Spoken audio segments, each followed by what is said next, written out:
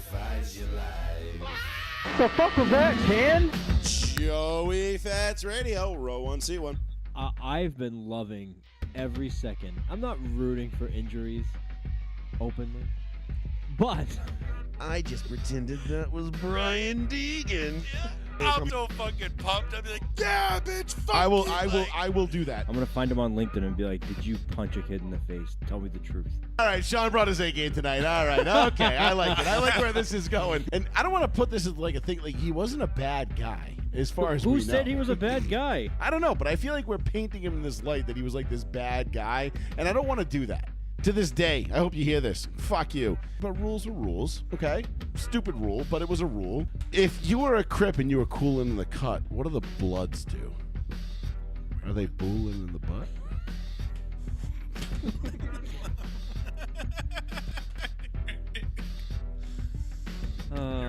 Yep. Also, we are extremely juvenile, and yeah, whatever. Fuck you. All right. You fucking smacked me in the ass, you dumb fuck.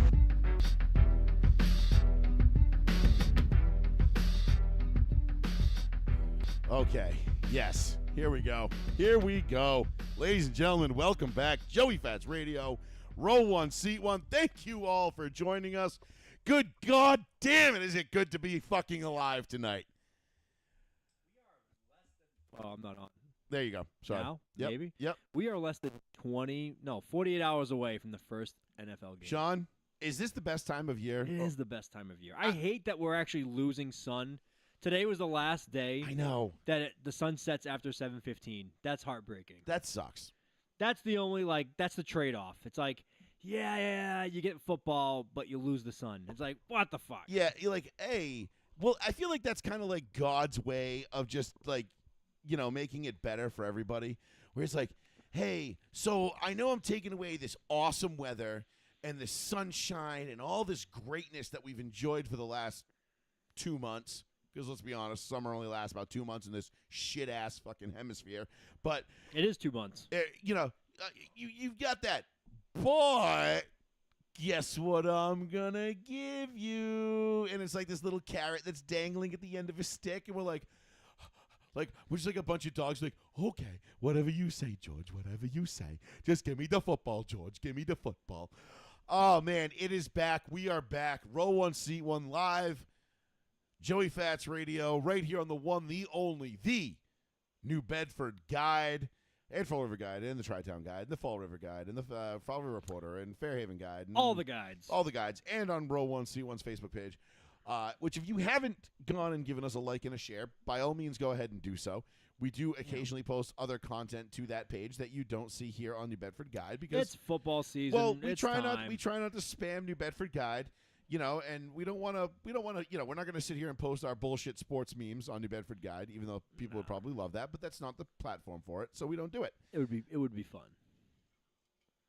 And there would be some very It would be good very ones. fun. Very topical ones. Very topical, very good. Miguel did have a 1.5 million hit Taylor Swift joke one that did very well. That was pretty good. That was pretty fucking Mrs. good. Swift, I'm sorry. That actually promoted Miguel from intern to permanent indentured servant. Well, okay, I was going to say permanent intern. Yeah. He's like, all right. He's like, okay, you're not getting fired at the end of the semester. We're going to keep you on. We're still not going to pay you, but we're going to keep you on. Yeah, so that was other exciting news. She is now going to be, I think she keeps her name. She's not going to be Taylor Kelsey. No way. No.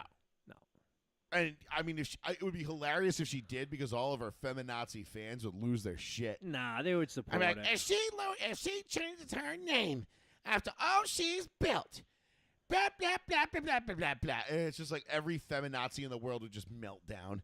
And they'd be like, I can't believe Taylor Swift changed her name. I need another pint of Haagen-Dazs. Jesus Christ. Someone get me some Chunky Monkey and a Grisham, or I am going to lose my shit. She might do Kelsey Swift, like a hyphenated name. Maybe. Kelsey Swift. Swift Kelsey. Ooh. I like Kelsey Swift. Swift Kelsey would be dope. Taylor Swift Kelsey. Like, it just rolls off the tongue. Yeah. I like it. I will say my wife listened to that podcast, the whatever it's called. New You know, Heights podcast. Honestly, I mean, Travis Kelce's podcast, Travis and Jason's podcast, is actually really good. It is. It's very insightful. It's not as good as ours, but it's good. No, they're just two. I know Travis is done after this year, more than likely, with the whole marriage and probably gonna have kids thing. Yeah, definitely. So it's very. When the Chiefs get dunked on by Bo Nix and the Broncos, and they realize that their reign of dominance in the AFC West is over, Travis is gonna be like, all right, I'm out. He's gonna do the SpongeBob. Oh God, yeah. But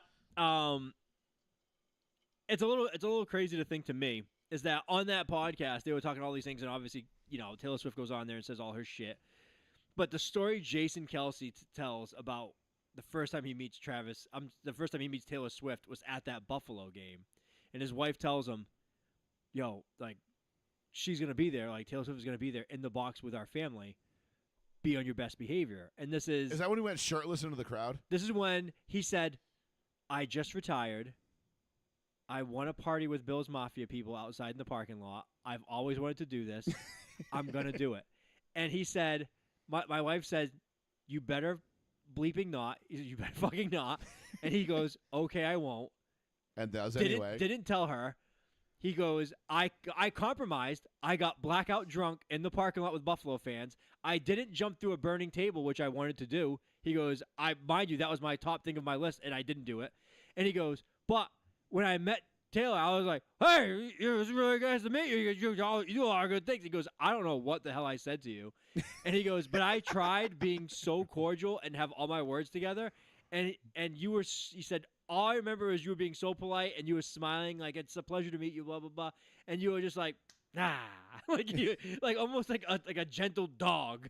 And then you proceeded to open the Buffalo Bills window, jump out into the crowd, and you're like, "You want to meet Taylor Swift?" And taking people's children and passing them through the window to meet Taylor Swift. It's like a Lion King moment. Like, no, they said you actually were kidnapping children at the Buffalo Bills game. See, this is why I like Jason. I fuck with Jason Kelce. I fuck with him heavy. Yeah, and honestly, I'd probably fuck with Travis too.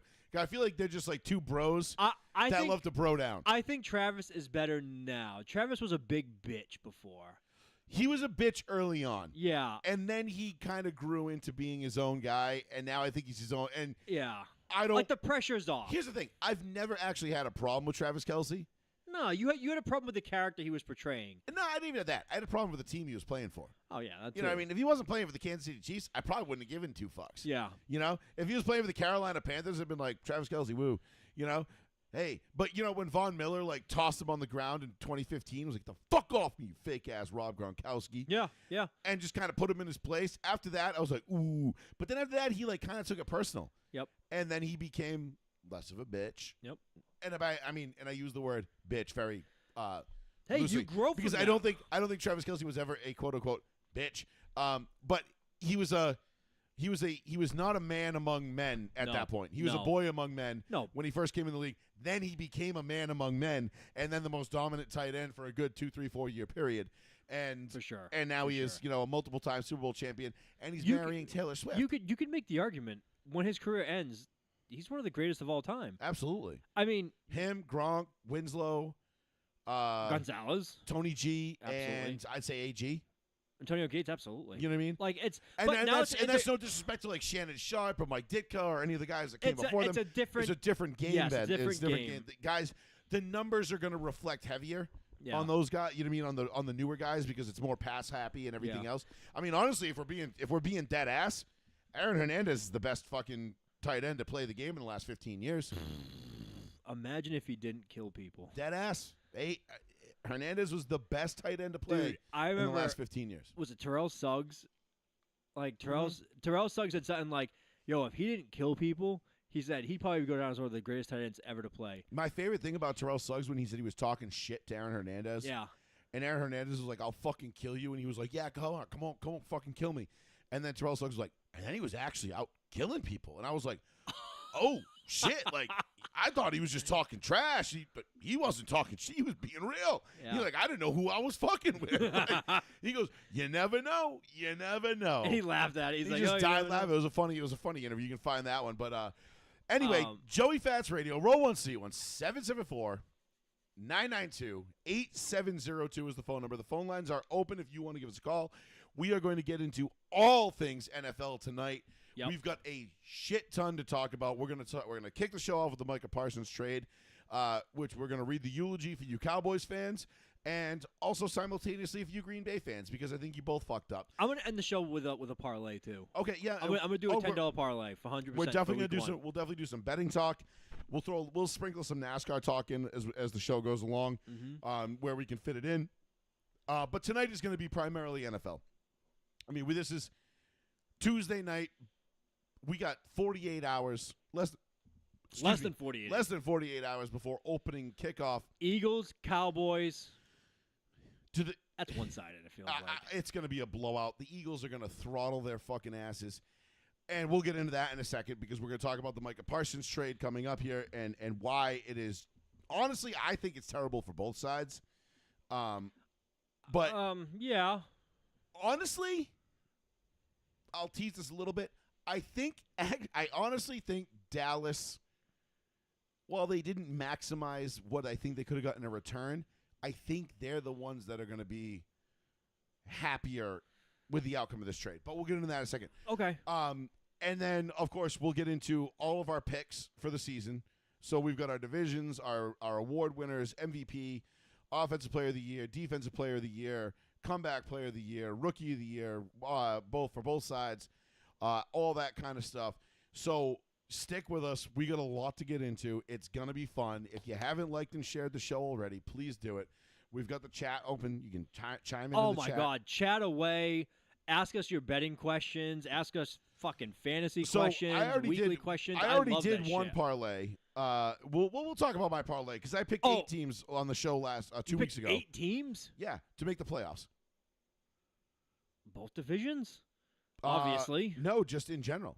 Remember? We did this when we went live. Oh, you did that a fucking while ago. Right, because we were supposed to be on we were going to be on last week. We were going to have a show last week. Well, until somebody's wife. But somebody's wife went to Cashville, Tennessee, and we couldn't do a show. And I was just not in the mood to do a solo show at all. It was Daytona week, and I was just like, you know what? No, I'm just going to race on my sim and do that. Why do I have $15 left in my account? Did I hit a bet last night? Yeah. Sweet. No, so I've got an 8-team parlay.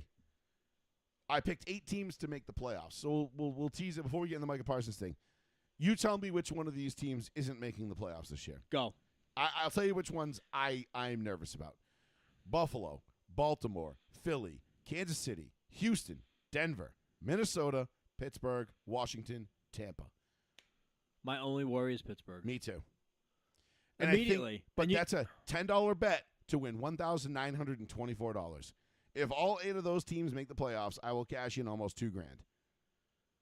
Now, I'm really worried. I know, injuries are going to happen, and that's what's going to derail at least one of these teams, if not multiple.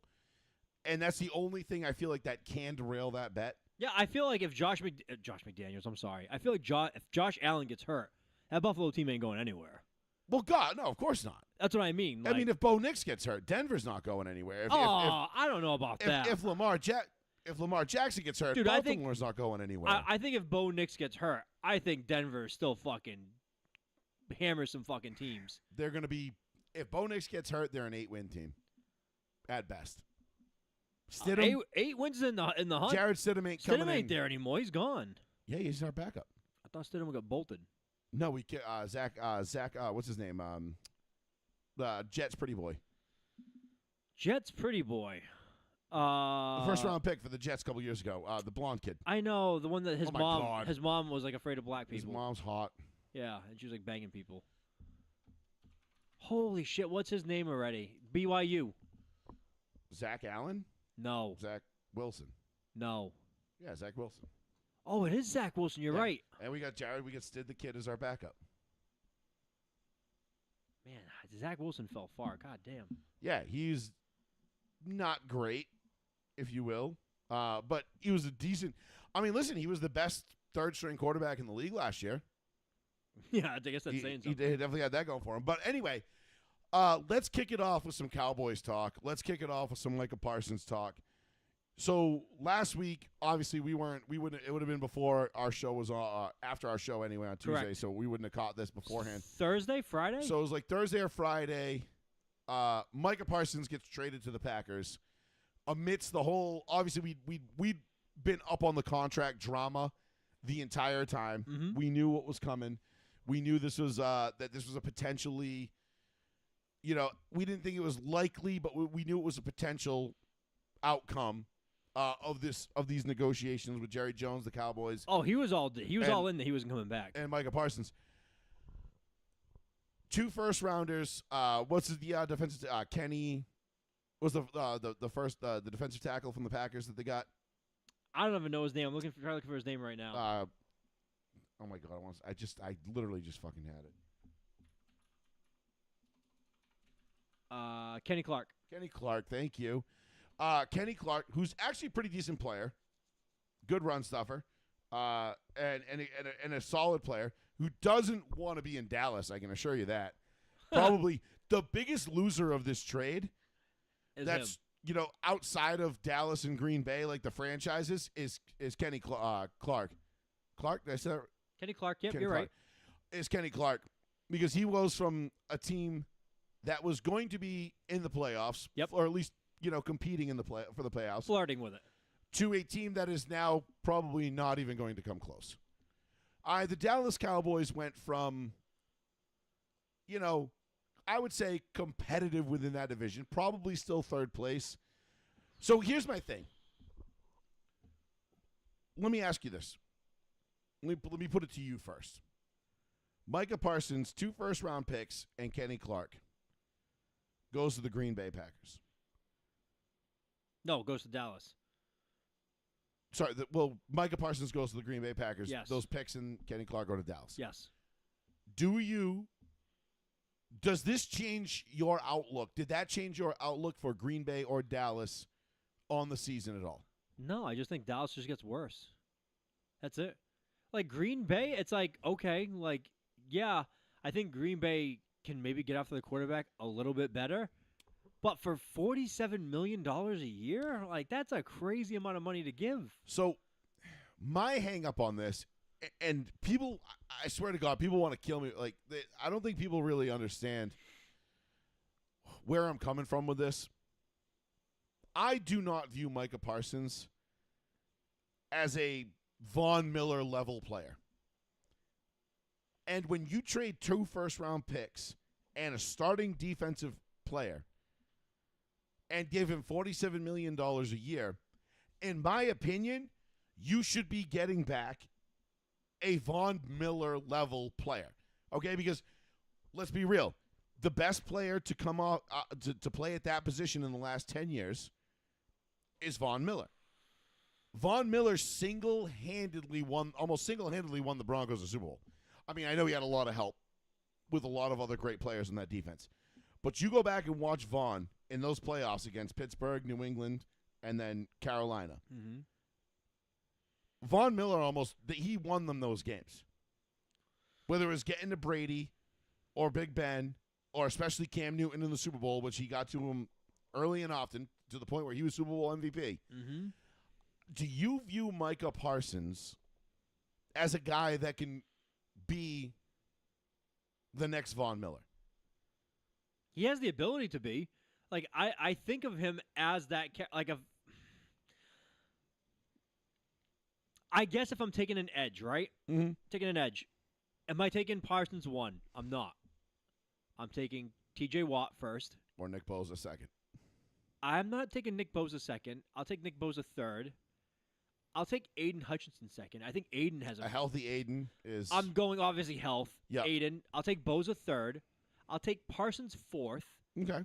I'll take Myles Garrett fifth because of age, because he's up there now. He's up, 30? Almost 30? Yeah, Myles Garrett's getting up there. Yeah. And then Hendrickson I'll take sixth because Hendrickson's 32 or 31. So, I don't believe in...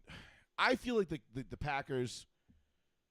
I feel like the Cowboys are dumb for not being able to make Micah Parsons work within their salary cap. Right.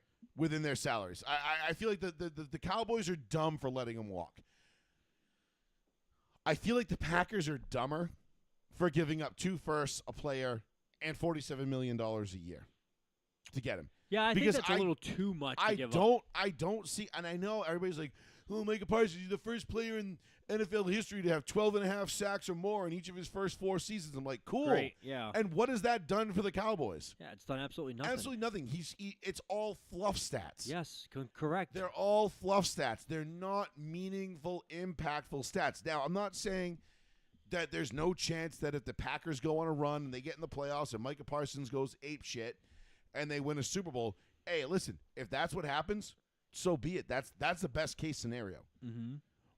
If the Cowboys, but if the Packers don't win a Super Bowl, what have we done? And I know this year and next year it's not like, or this year and next year the salary cap, the salary implications aren't brutal. But as of 2027, if I'm not mistaken, the way that contract is structured, 2027 it gets fucking bad for the Packers.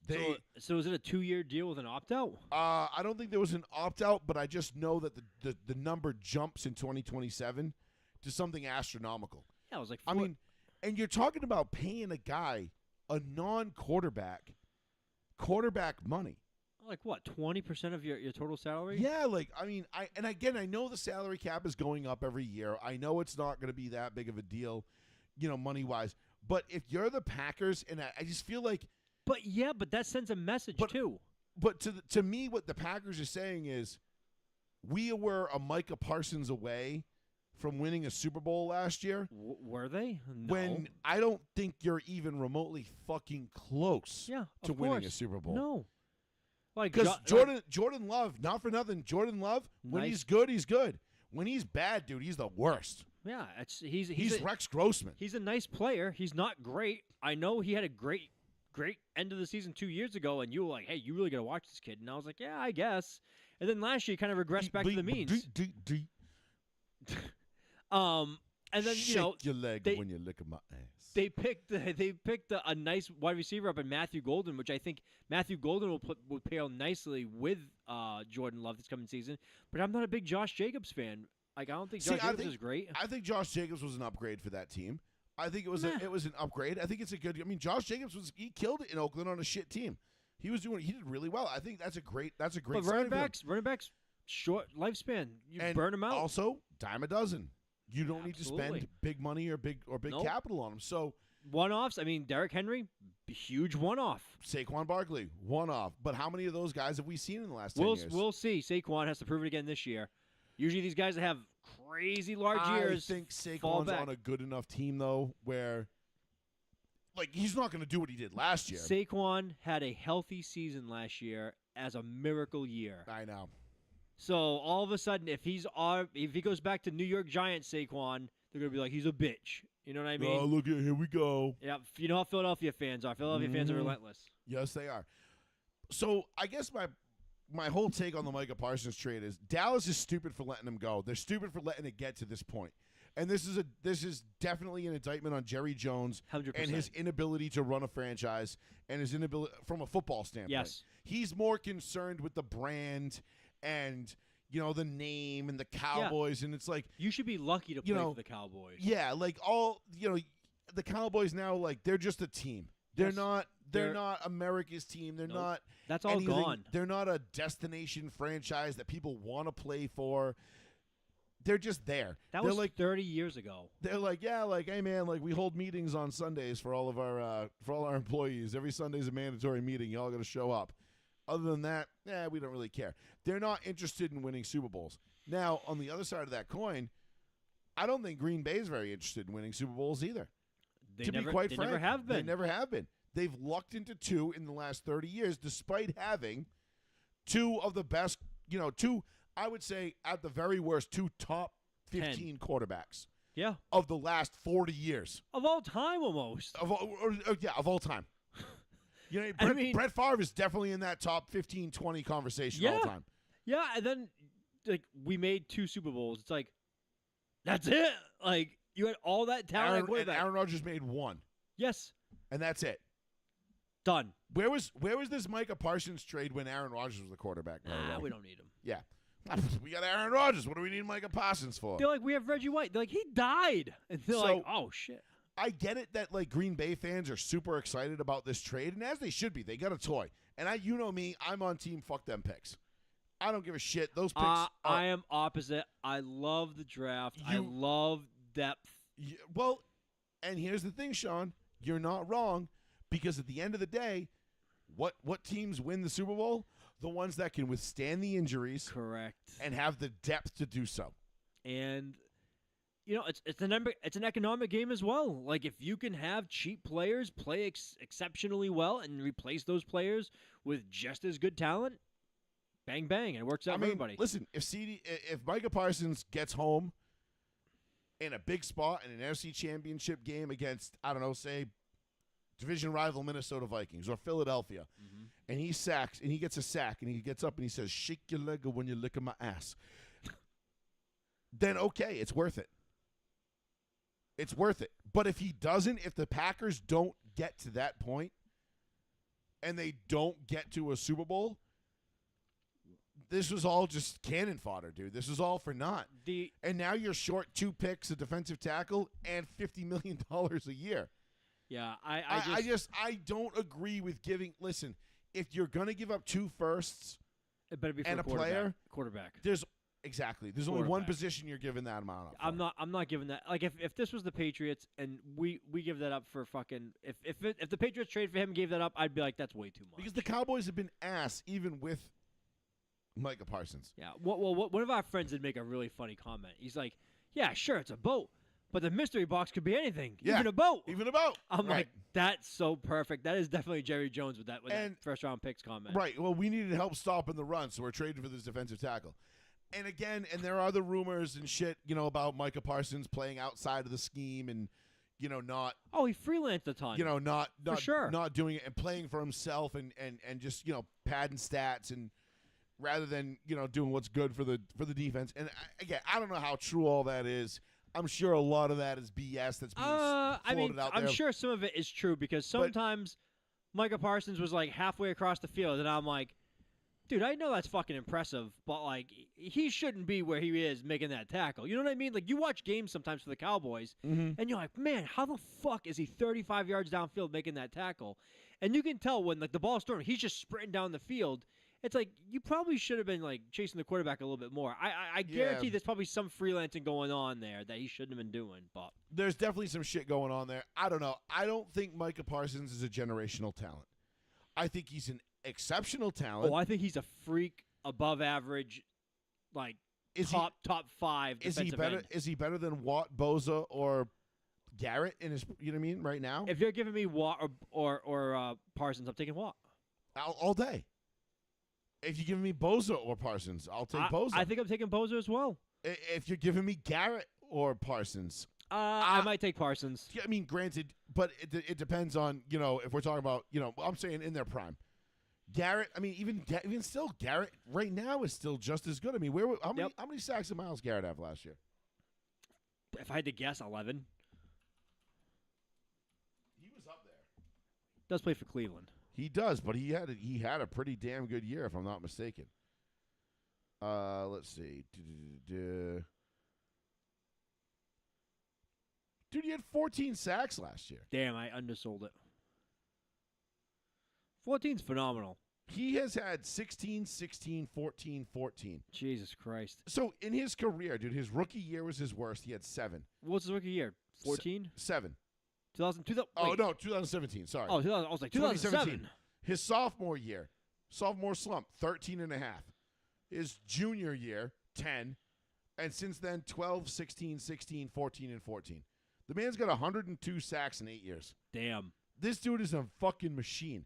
And I'm supposed to sit here and think that Micah Parsons is somehow all of a sudden like all just worlds better than him. Like, I get it. He's at least had 12. He's averaged 12.5 sacks. He's had no less than 12 every year. Last year was his worst year that he had 12. He had 13, 13.5, 14, and 12. But again, I'm just saying, like, he's on pace to be there with Myles Garrett, but like, you're not blowing Myles Garrett out of the water with those numbers, dude. Yeah. So I get why Cleveland kept Myles Garrett. I don't understand why Myles Garrett kept Cleveland. But Money, that's it.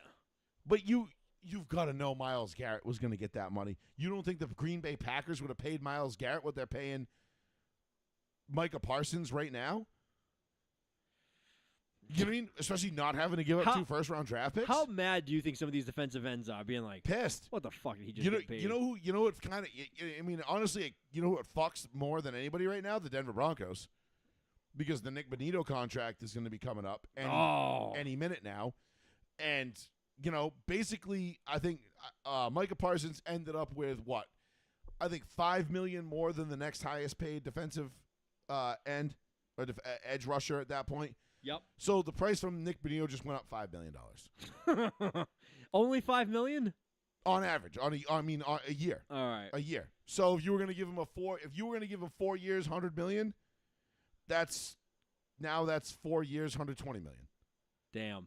You know what I mean? So, and listen, I'm not saying that Nick Bonito's not worth it, but the way that they just reset the market. Is Micah Parsons really like a guy that you want to reset the market around? No, not really. And he's not the most diverse, healthy guy either. I mean, well, especially now, we're finding out that he's going to need injections to play. What the fuck is that? He's got a back issue, like L5 and L6 How vertebrae. do you have these fucking back issues and the Packers like he's fine? Yeah, like, get out there. Yeah, here's $47 million. Go nuts. He's gonna be playing like 60 I think games. I think it was a loss for both teams. To be quite honest, I think the Packers lose because they're losing out on draft capital and money, which to me is the cardinal sin. Yeah. You either lose one or the other, unless it's a quarterback. I agree. I think the Packers paid way too much. I like the player. I think the Packers paid way too much to get the player. But we're talking about Brian Gutekunst. And I don't. And the guy who ran Aaron Rodgers out of the building, for Christ's sakes. I do think it's a bad mark for Dallas owing the way because Jerry Jones look like Jerry a total Jones idiot. can't stop fucking shooting himself in the foot. Cannot, dude. And he opens his mouth. He puts his foot in it. He talks about glory holes. He talks about, I only make handshake deals. And we had a handshake deal, but I want to see the contract. It's like, what are you talking about? Yeah, like, Jerry doesn't make any sense. Jerry needs to take a step the fuck back. him and Robert Kraft just on a boat and just push him out to sea. We're sending you adrift. When they talk, even Robert Kraft, and I've said it so many times now, it's like, get the fucking microphone away from this guy. He just says crazy shit. We don't need these old aging owners who just say whatever the fuck they want in front of microphones anymore. Yeah. 10 years ago, 15 years ago, when they were still had their wits about them a little bit, and Absolutely. they cared about the brand and they cared about it. Now they're just all ego. I own the team and that's it. Fuck you. It's sometimes like some of the comments they make just don't make any sense either. You're like, oh, we tried our best. It's like, what? Like, we have $64 million in cap room. We can try harder right now. Oh, we're gonna burn some cash. Famous last words. they burned him. Jonathan Kraft's like, the fuck we are. Jonathan Kraft's like, I don't know what cash you're burning. Yeah, I don't know whose cash you're burning. You paying out Joe Pocket, motherfucker? Because we ain't burning no cash. The fuck? Like, Jonathan Kraft took out the old racist handbook and just started writing some notes. As soon as he said that, he's like, this motherfucker's gone. Like, fired. End of season. I'm surprised he made it out of that. Question mark. Yeah. Question mark. I'm still so excited. I know we're getting to the end of the Micah Parsons thing, but man, I am just a few days away from a Mike Vrabel coached Patriots team, which I've wanted ever since I knew the end of Bill Belichick days were coming. And what the fuck was that last night? I know you messaged me. I fell asleep. Dude, it was. Holy shit. Listen, so before we get into the pages, we'll get off the Micah Parsons thing. Again, I think it's a bad deal for both sides. It makes the Cowboys look incompetent and stupid. Well, it doesn't. Smart for getting the picks and like, No, hey, because you could have got more for them. I think they should have got more. 2 firsts is pretty good. But if you're talking about a guy that you're going to pay fucking quarterback money to, that's 3 firsts and another pick and a player. You know what I mean? Like, I feel like they could have got or should have got more, but they didn't. Whatever, it doesn't matter. The bottom line is that they couldn't get a contract done with Micah Parsons. You knew you knew this day was coming. He's done nothing but produce on paper. Now, has it affected your wins and losses? No, probably not because you suck anyway because you're a trash franchise regardless. But True. you know, Mike McCarthy's probably sitting at home somewhere right now with his feet up on the couch going, ha, ha, ha. Look- See what the shit I had to deal with? What a miracle worker he was behind the scenes. Huh? Unbelievable, dude. And everyone was like, People you gotta- don't understand how bad Jerry Jones is. He's now elevated to Al Davis levels of just horrible owner. just Horrible. psychopath behind Dan the scenes. Snyder. You know what I mean? Like, you know, the Maras now who've just completely tanked. And, The Maras have no. I don't think the Maras even know what the fuck they're watching. dude, They don't. have no clue. They're just watching them. They're like, what are all these blacks doing talking shit on my field? They We're like- they still look at the newspaper on the back headline and they're like, "What's this?" Yeah, they're like, they're playing football, sir. Well, not my blacks, they're not. Like, no, sir, they're not your blacks. You don't own them. You just pay them to play a game. It's amazing. Like, and even when they're on TV and they're on the Hard Knocks things, and he's like, "I have a real hard time watching Saquon play for the Eagles." So it's like some of the comments you make. It's like, do you know you can be involved more, right? Like, you're the fucking owner that pays You're these the owner. checks. You can definitely be the guy saying, like, hey, we're going to keep him. and but- he, like, fell through the fingers. You know, Whatever. but you have the Giants, the Jets, well, Dan Snyder doesn't own the Skins anymore, but you know where we're going with that. Honestly- Al Davis, Jerry Jones, Bring his ass back. terrible owners. And what do we always say, Sean? Where does success start Hey. in the NFL? Dan Snyder, terrible owner, Ownership. but he tried the fuck out of it. He's like, who am I going to bring in? How about Bruce Irvin, Deion Sanders? How about every free agent possible? He's It like- failed, but He's hey. like, Adam Archuleta, get the private jet and go get that motherfucker. And we're like, really? Like, That was a crazy get. Like, I mean, I like Adam Archuleta. He's a great player, but like the game's changing and he doesn't really fit the mold Like anymore. he's white. Like he was like, yeah, he was like the last of that like hybrid like linebacker, like too small to be a linebacker but too big to be a safety. Oh yeah, I like remember. that big nickel. And then they went and got him and were like, yeah, I don't think this is gonna work. Yeah. And of course it didn't. Yeah, you know, he watched like one game with Kurt Warner, and he's like, "Whew, that white You know. kid in defense is pretty good." I'm like, what the fuck? You know, he's not. Damn. Ah, white boy can play. No, there's only one white corner that should be spoken of. Poor Jason Sehorn. No, the new guy. Riley Moss, my guy, No, I like the new kid too. Nick What- Vagine. Yeah, No, Nick Cooper DeJean. Cooper DeJean makes me wet in the vagine. Dude, that kid's got The exciting white. yeah, that kid's got some like ability about him where he's like, I'm gonna play well in the Super Bowl. Like to have that confidence as a rookie. He killed it. Yeah, he did amazing. And he went back to the sideline after that, and everyone was like, high-five him, congratulate him. He's like, hey, we got like 2 quarters to go. It's like, the kid's got a good head on his shoulders. I'm like, I loved it.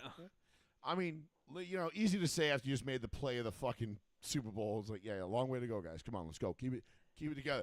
He's like, please don't. Come on, guys. We gotta, Oh, Joey, Yeah, how come many on. times guys. We got a long way to go. Okay, but keep it coming. How many times do we see guys, the ball gets overthrown, here's the defensive back, throwing up X symbols and screaming on the sidelines? It's like, you did absolutely nothing. You were 5 yards away. The ball was way overthrown. You had no coverage. And the receiver's like, well, fuck, that one went 12 yards beyond where I could. And the get guy's it. like, "Rah!" And the guy's like, I was in your hip pocket. He's like, I had you beat by 3 steps. What are you talking Oh, about? I hate that so Anyway. much. Uh, Can we talk about UNC? okay, yeah. That So disaster. let's do Belichick real quick before we get to your Patriots. All right.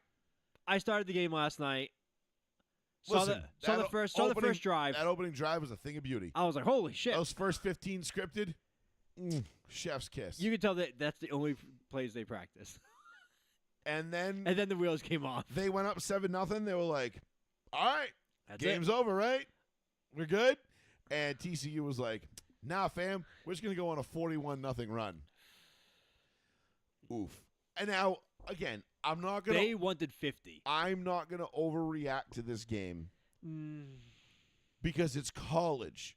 And I don't think people fully understand how much college football has changed in the last 2 years.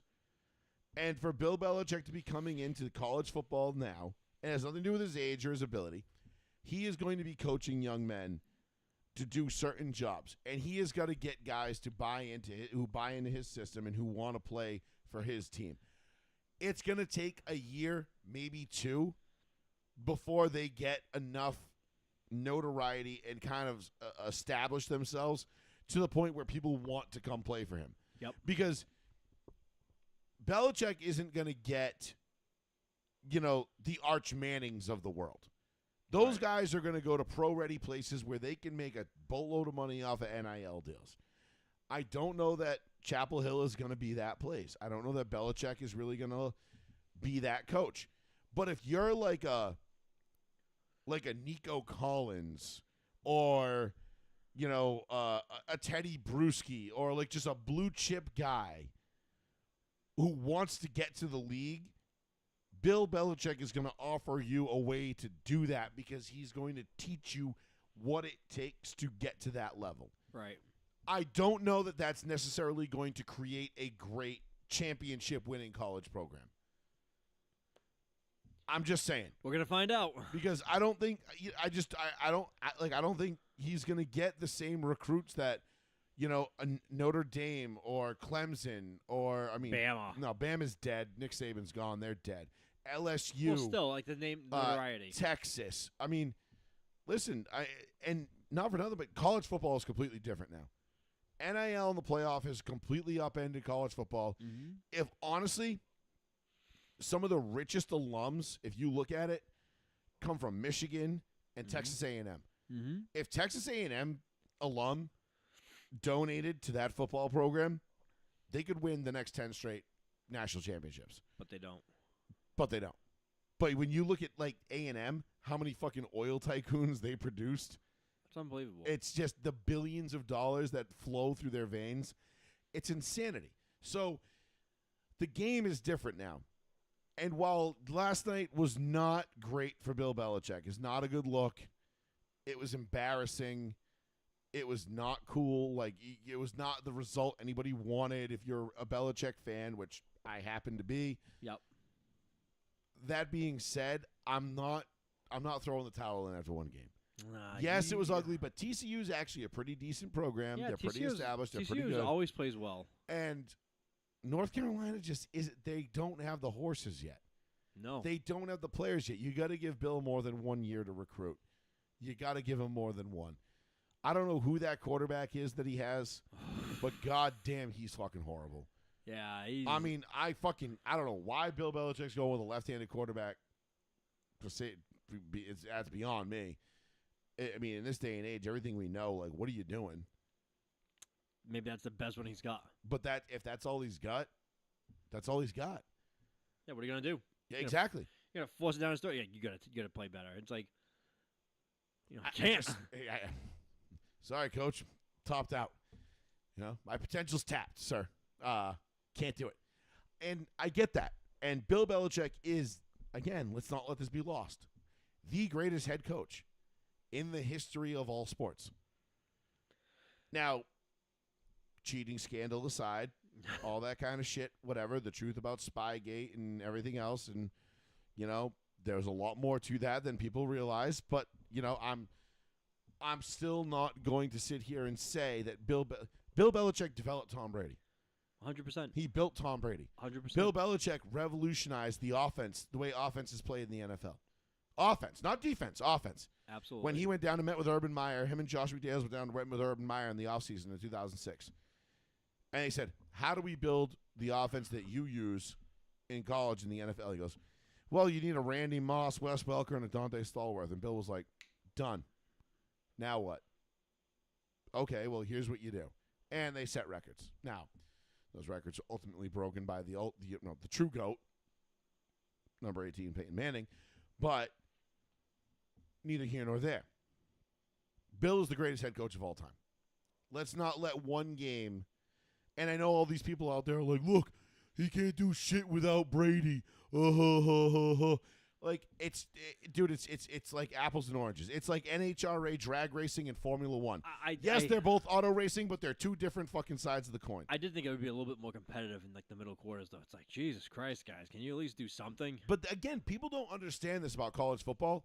The talent gaps in college football are so drastic that we end up with these games that fucking suck most of the time. Yep. That's why I can't stand college football. I get excited for college football, and then I watch the first game of the season, and I'm like, Oh yeah, that's right. I forgot. These guys are allergic to completing forward passes. Tackling is usually optional. Ridiculous. Situational awareness, 0. You know what I mean? Only the elite teams have guys that do it, and even then, it's still like kind of hit or miss. And they're like, well, it's the tradition, and these kids are, and you can't even use they're playing for the passion of it anymore because no, the fuck they're not. Mm-hmm. That shit went out the fucking window 10 years ago. Mm-hmm. Like, probably longer than that. But it wasn't legal, so everybody still got to use that as an excuse. Which, by the way, everybody who ever tried to sell me on college football by saying, like, oh, these kids play because they love the game. Fuck you. No, they don't. I fucking told you so, you fucking boner-biting bastards. Like, you Boner-biting bastards. you fucking ignoramus morons. You, like, what did you really think back in 2001 that Jeremy Shockey and Kellen Winslow weren't getting fucking broken off by donors? Did you really think these guys were out there playing for free? Are you fucking retarded? He's like, well, Apparently some of them so. are. Apparently so. But because in your own little fragile world, you're like, no, college football is so much better. The sanctity of it, the tradition, and they play for the passion and the love of the sport. Like, no, the fuck they don't, dude. Like, yeah, they could love the sport, but you know what else they love? Money and hookers and getting those hookers free abortions, which is a real Jesus thing. Christ. And cocaine parties on yachts of people that they don't know. And, all this other shit. That's all true. That's all real. Those are all real Yes, things that I just pulled out. Those are And I'm real pretty sure things that was happened. just from the Miami documentary. So imagine what we did if we did a documentary on USC when Pete Carroll was there. I mean, they already took Reggie Bush's Heisman Trophy away. What else do you think was going on? You think Mark Sanchez was playing it for the love of the game? You think he went to USC because, well, this is where my uncle went, and I want to carry the torch. Like, Remember Brian Cushing? what do you think it was gained, because they fucking gained? They gave him fucking $10 million to go there. Remember Brian Cushing gained 66 pounds in 4 months? Mm-hmm. That was impressive. Brian Cushing is a goddamn national hero, and I won't hear otherwise. I didn't say anything bad about No, I know, him. but I will not accept any Brian Cushing slander on my show. He went from high school. You just see like There are two people that are off limits on my show: Brian Cushing, Booger McFarland, But wait, why Brian Cushing? What happened? Why? because he's a straight meathead, and I love him. Oh, okay. He is a straight Meathead. Anybody who headbutts another man with a football helmet on and starts gushing blood out of his forehead, I'm like, I like this guy. I want to go to war with that guy. He's psycho. I love him. He was a psycho. Like I don't even remember when he retired anymore. It was so long ago now. I think it was like 16 or 15. Wow. Him, Clay Matthews, all And, linebackers. What was the other one that played for Cincinnati? Rivers? Nope, no, it wasn't Rivers. Ray Malaluga. That's right, Ray Mawaluga. Holy shit, what a throwback. Ray Malaluga. He didn't last long. Nope. But no, they Wow. had that USC linebacking core was stacked. Yes, massively. Stacked at one Yeah, point. because Rivers took over for one of those guys, and he ended up going in the first round to the Bengals as well. Yeah, Ray Malaluga went to the Bengals, then Rivers followed him. And then Rivers got his jaw broken by Heinz Ward. Yep. Rivers also famously running the 40 with no jockstrap and his dick just flopping everywhere. Boss move. Chris Jones accidentally wore shorts too short, and William McGinnis was like, "Yo, boss, your dick fell out of your pants." And he went like this. He went, "Oops." Hey, On national TV live. Sorry, boss. Sometimes it be like that, But- you know? And Chris Jones ended up being famous All-Pro Yeah, Super Bowl winner, Chris Jones. right? But, yeah, no, I love the wardrobe malfunctions of the draft. Whenever you see somebody's dick and balls flopping around Out of the bottom of the show. out of the bottom of the show, it's just so awesome, dude. Because, like, I don't know, like, there's no reason, like, some guy, I don't know if you saw this, totally off topic, some guy ran a marathon in, like, jeans just to prove that, like, It's possible. that it doesn't slow you down at all. Like, it's like shorts are no better. What happened? The jeans like exploded. No, he ran the marathon in jeans and he broke his own record Wow. in jeans. And like he was like, yeah, see, told you that it doesn't matter. You can run it in shorts, jeans, whatever, dude. It doesn't matter. It's just comfort. Yeah, you're just you're just doing it for a look. Okay. Like you're out there and like it's like today. Like you go to the gym today and every like kid with the broccoli haircut, They got the short shorts on with the Under Armour briefs or the Nike briefs that go down like below. Oh, the compressions. The compression shorts Yeah, that go yeah, below yeah. the short, but then they have the shorts over them, and but the compression shorts go below the Yes. the Yes. short line, and it's like, what are you doing? You don't Why- need it. You don't need it. Yeah, that doesn't even look good. It doesn't even look good. And not for nothing, but your legs are nothing to look like. I know you think you got quads, and I know you think you look like Larry Wheels right now, but you really don't. You really don't.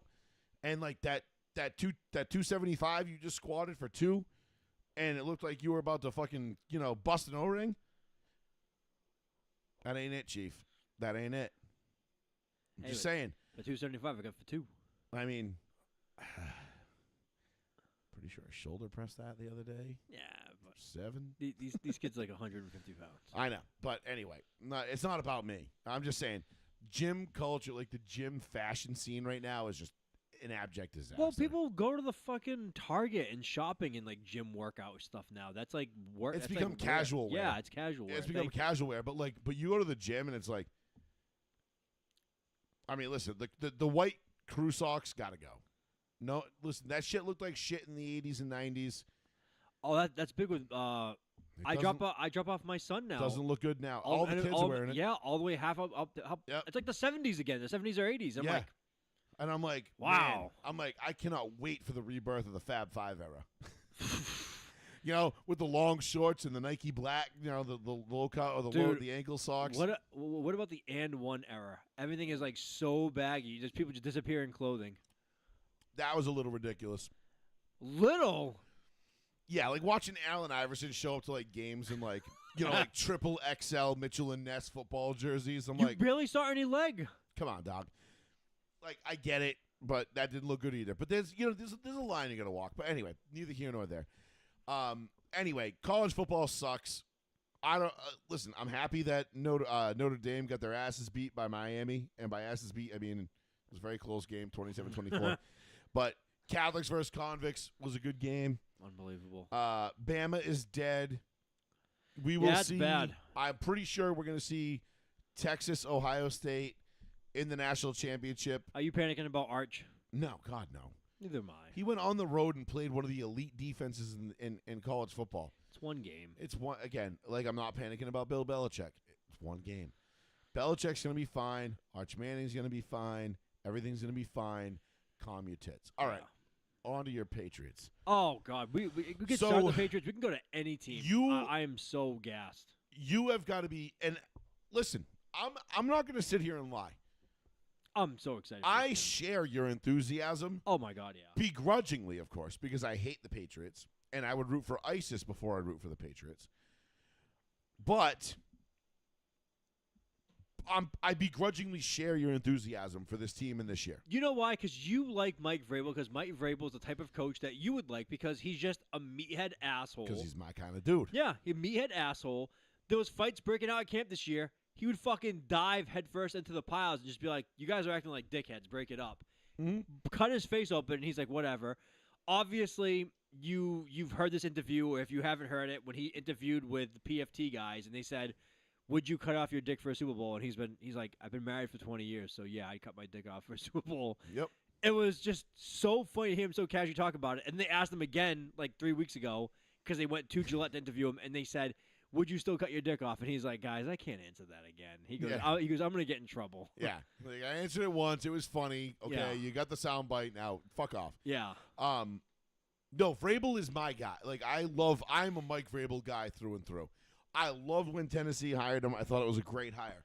Now And he wiped out all of last year's guys. I didn't realize that Tennessee was going to be so Stupid. ridiculously incompetent after they hired what I thought was going to be a great head coach. But I feel like New England is getting a better version of Mike Vrabel than Tennessee did because now he's been through the ringer a little bit. Yep. He took a year off. Yep. And now he is. Well, he didn't. He coached in Cleveland. He was like a Right, linebacker well, I coach mean, he or was a- offensive line coach. Yeah, he took a step back from being a head coach. Yeah. He didn't go from one job to another right away. Right.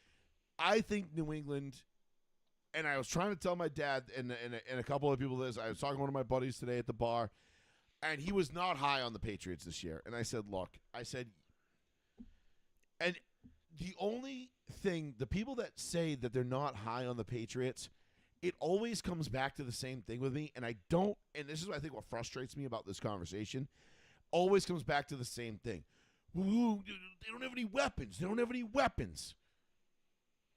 My guy, You have coaching. your quarterback and your coaches make the weapons. That's all you need. Weapons. All you need. You have every team has weapons. It's just a matter of whether or not they use them. Look at the first year of Mac Jones. After that first year of Mac Jones, when Josh McDaniel was there as offensive coordinator, you would say, you go back and look at that team now, you're like, man, that team was dog shit. Mac Jones made the Pro Bowl and made the playoffs in his rookie season. Yeah. You thought Mac Jones was, the trajectory was to the moon. I mean, it was for a minute. And then every year since then, it's been the worst year of his You know, life. when they went into Buffalo and ran the ball 75 fucking times and they won, threw it 3 times. and won. 3. Yeah. And they won. It's like, all you need is coaching. Yeah. All you need is coaching. And again, it comes back down to the same thing.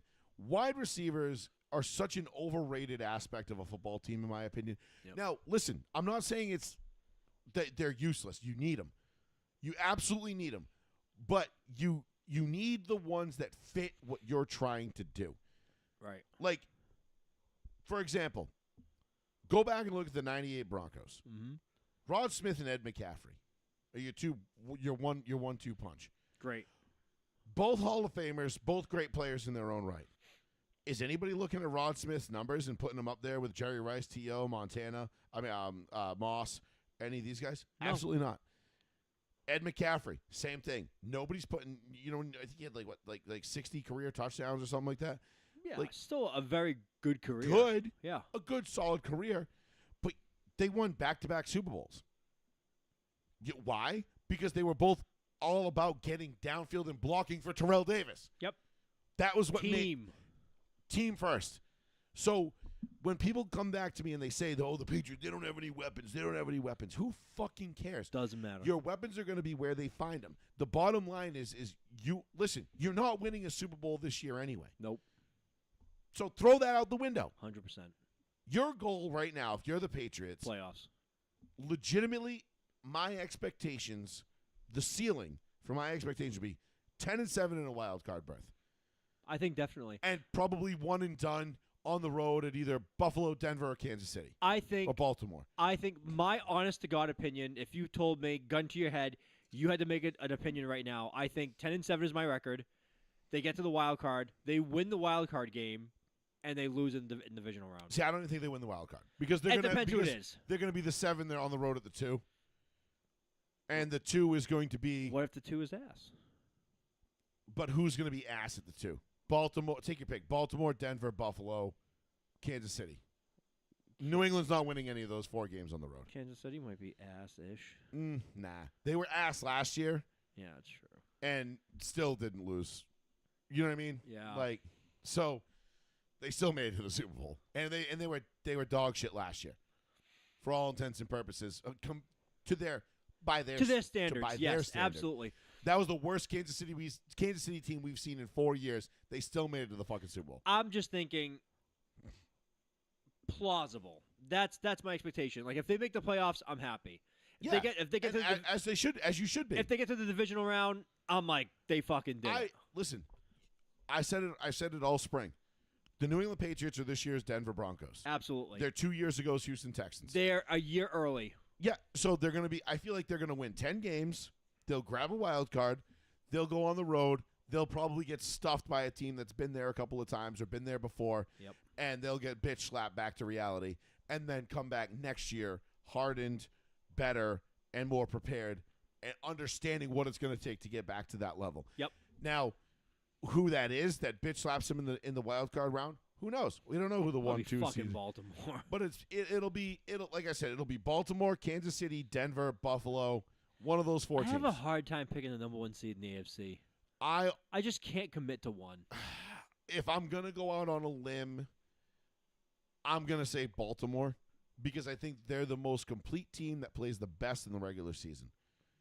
They are the best regular season team I think in the AFC. Okay. And I just feel like they could rip off 13 or 14 wins, and that might be hard to top. Now, you look at Buffalo's schedule, Denver's schedule, Kansas City's schedule, Houston's schedule. You can conjure up scenarios where they they rack up that many wins. Yeah. Not as easily as Baltimore. Baltimore just feels like a shoo-in because we all know what Baltimore is all about. Right. They're all about the Week 13 Monday night on the road at Washington, and Lamar Jackson goes off, and it's a 45-35 game, and they win, or a 45-24 game, and they win going away.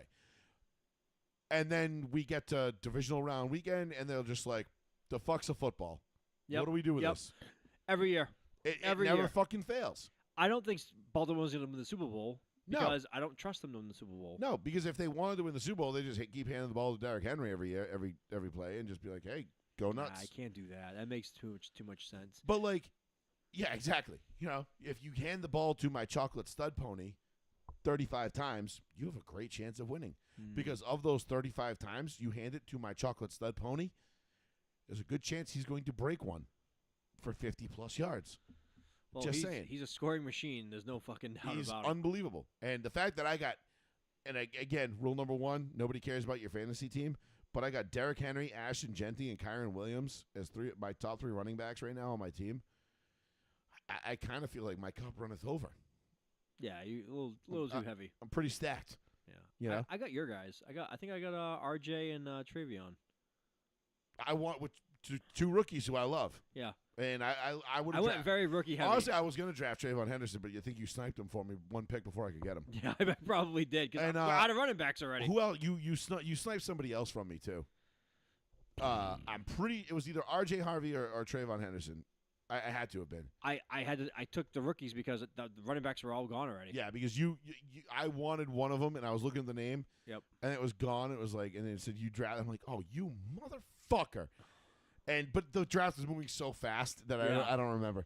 But anyway, my point is, so to the point of New England, I think New England 10-7, getting into the wild card round, and being one and done. I don't think there's nothing to hang your head about that. No, you made it. I think that's if such you an get- accomplishment. If you get to the top 7 in the AFC, Yes. and you get a playoff berth, Yes. that's a great season for the New England Patriots. Great start on a rebuild. What year one? Absolutely. And I Absolute- think as long as you see Drake May make positive strides forward, Yes. then you are in a good spot going down the road.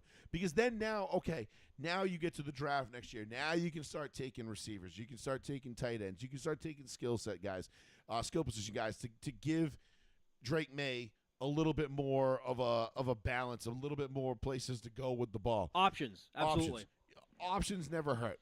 But those options need to be I'm a firm believer in drafting and developing those options, not going out on the free agent market and paying for a Terry McLaurin, a Deebo Samuel, a Devontae Adams, whomever it may be this year. Right. I think they brought in Stephon Diggs.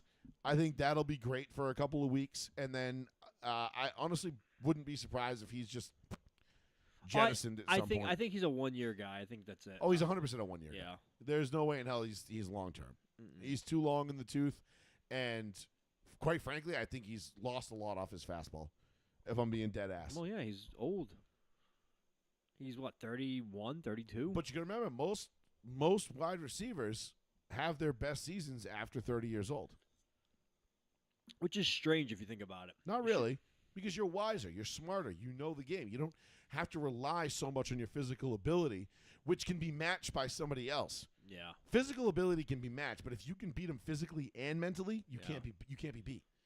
Jerry Rice, T.O., Randy Moss, Marvin Harrison, Reggie Wayne. Well, yeah, those are all. They all had their best seasons Exceptional. after 30 years old. If I'm not, Torrey Holt, I'm pretty sure even had a pretty killer season after 30. Yes, he did. Yes, he did. And Yes, if he it's did. not their best season, one of their best seasons.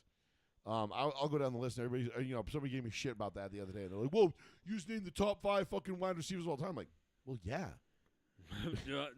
no shit. That's exactly why I did it. Why do you think this is? But it's also a trend. Look at it. Look it up. Anyway, I think your Patriots are in really good shape. Yep, I think there's no second in the division. I think it's still Buffalo for the I- AFC East, and I think the Dolphins.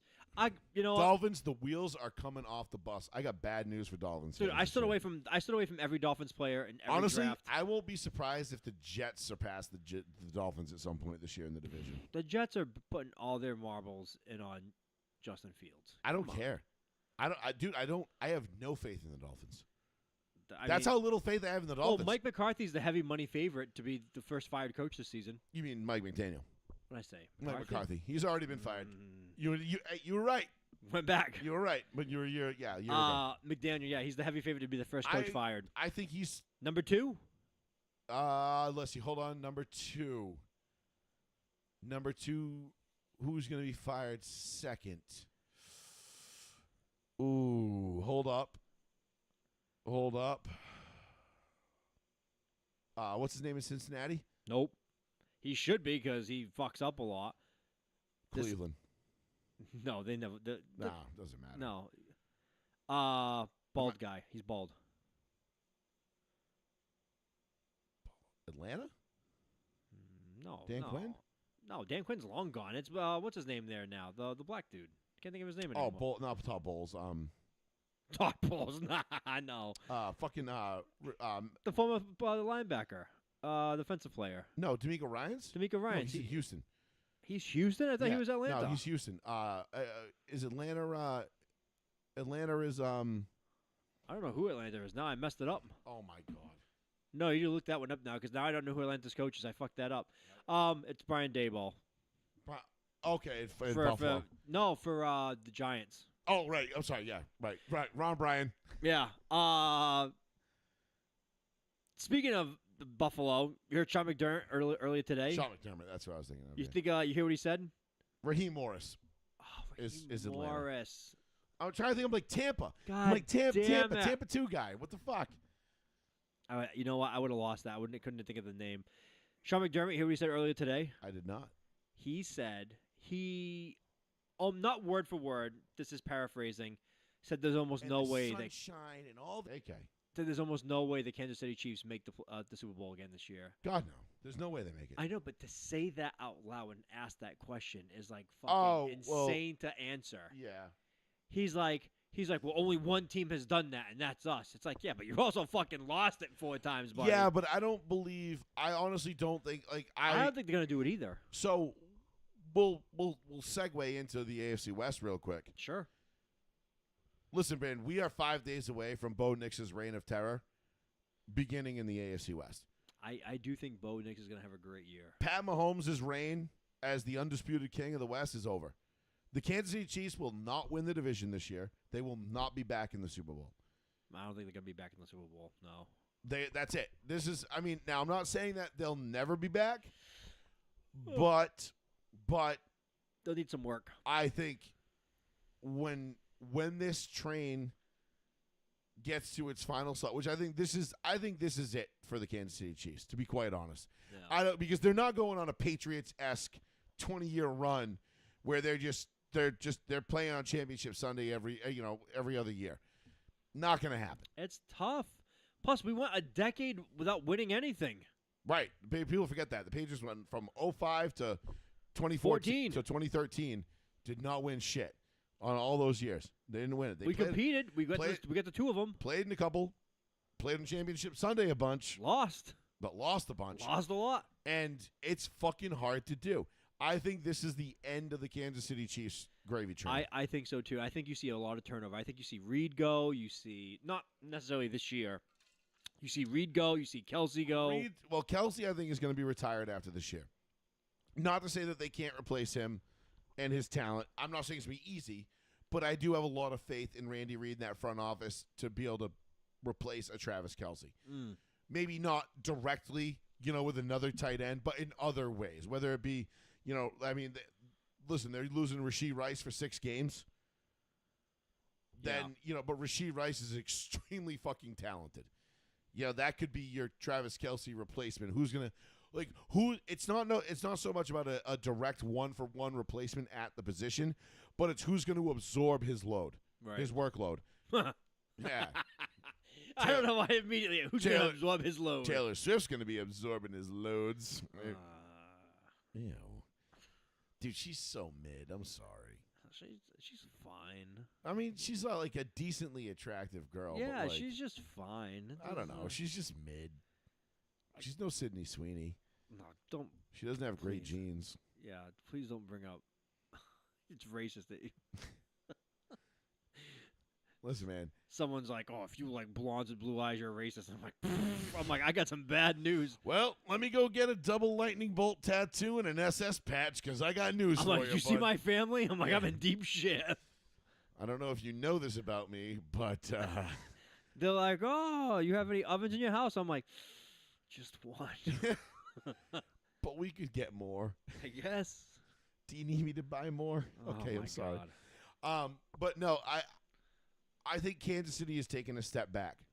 I'm picking Denver to win the division this year. I'm picking Denver to win the AFC this year and go to the Super Bowl against the Washington Redskins, and we'll have a rematch from the Doug Williams year in Okay. 87 or 86, whatever it was. Yeah, 87. It's 87. 87, because 86 was the Giants. Yep. But Smoked. both of them, we got smoked. But the thing is, we were better than the fucking Redskins. They just got fucking hot and lucky. Fucking cunts. Doug Williams was like, I can't miss. Plus, how the fuck did the Commanders come out with Redskins alternates today? And I'm like, what the fuck? All right, just bring back the Redskins already. For the love of Christ, man. The whole country wants you to bring back the Redskins, except middle-class white women who don't watch football anyway. The actual team is like, here's the actual Redskins uniform just with a W on the helmet. It's like, come on. Stop being cunts. You dinks. Do it. But anyway, I'm going little, obviously, we can start our picks now. We're an hour and 15 minutes. Sure, into the we show. can. We can start our picks. So let's start with the AFC West. Fuck it. Fuck, I gotta go all the way back. Hold on, it's been a while. AFC West, I've got Denver finishing first, obviously. I think they're going to be I think Denver is just about I'm not going to say a lock, because obviously a lock would mean that. Did you check the audio, by the way? Yeah, I checked the audio hours ago, like when we Was it first started good? the show. Yeah. Okay.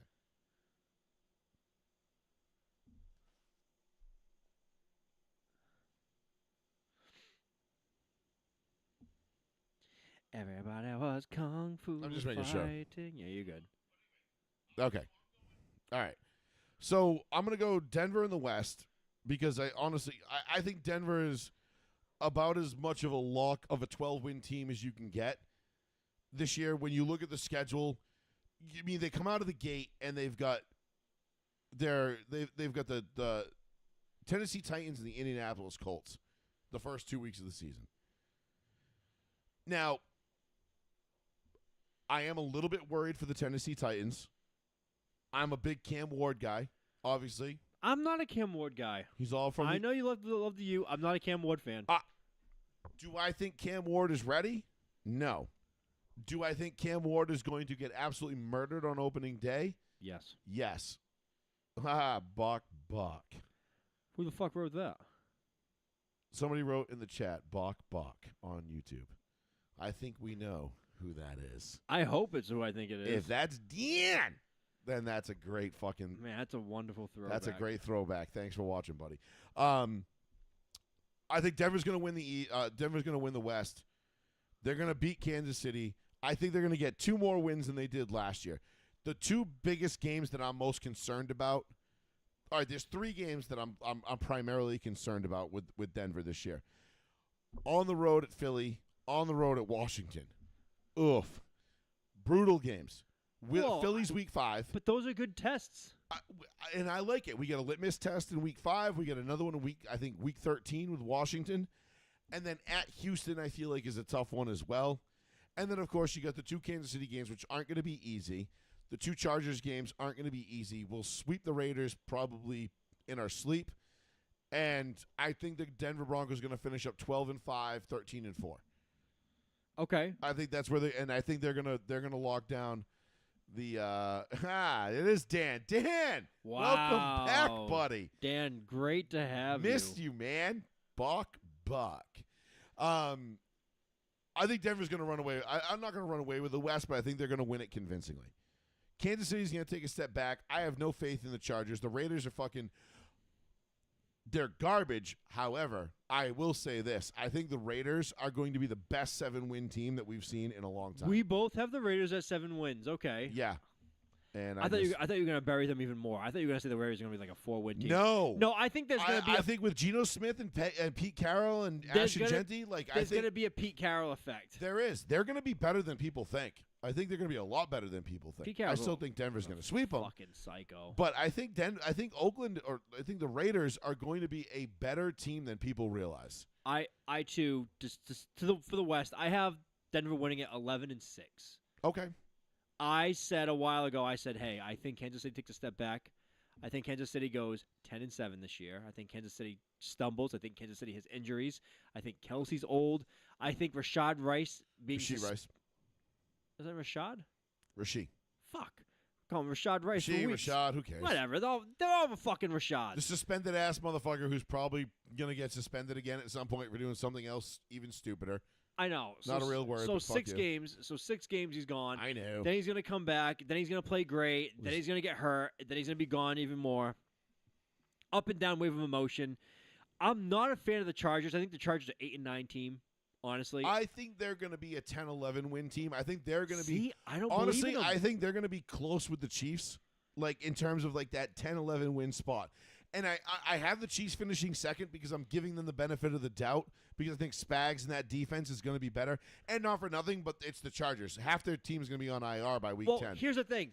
2 weeks ago, they signed Keenan Allen to a contract because they had no wide receiver depth. And he'll be on IR by week 10. And Keenan Allen is or week 5. 34. I know he's going home, but how much are you signaling that like Their ass. Yeah, you're hurting on offense. Their ass. And everyone is projecting Omarion Hampton, their rookie running back, to have a shit ton of carries because he's kind of the only weapon they have right now. Yeah. So there's a lot of fear there. But that, I feel like Justin Herbert is good enough where, like, again, he can kind of, he can turn trash into treasure. a little bit. You know what I mean? I think he's good and enough to do that. And again, I'm I think not you're asking a lot. I'm not a horrible guy at all. You know me. I can't stand Jim Harbaugh. Oh, either one of them. I think As- both of them as- are assholes at this I think no. point. John's great. Jim, I can't stand. I don't think John can coach anymore, to be honest with you, because he fucks it up every year. Well, he does find a way Yes. to fuck it up, but he also does have a Super Bowl. Something his brother doesn't. Then they faced each other. Yeah.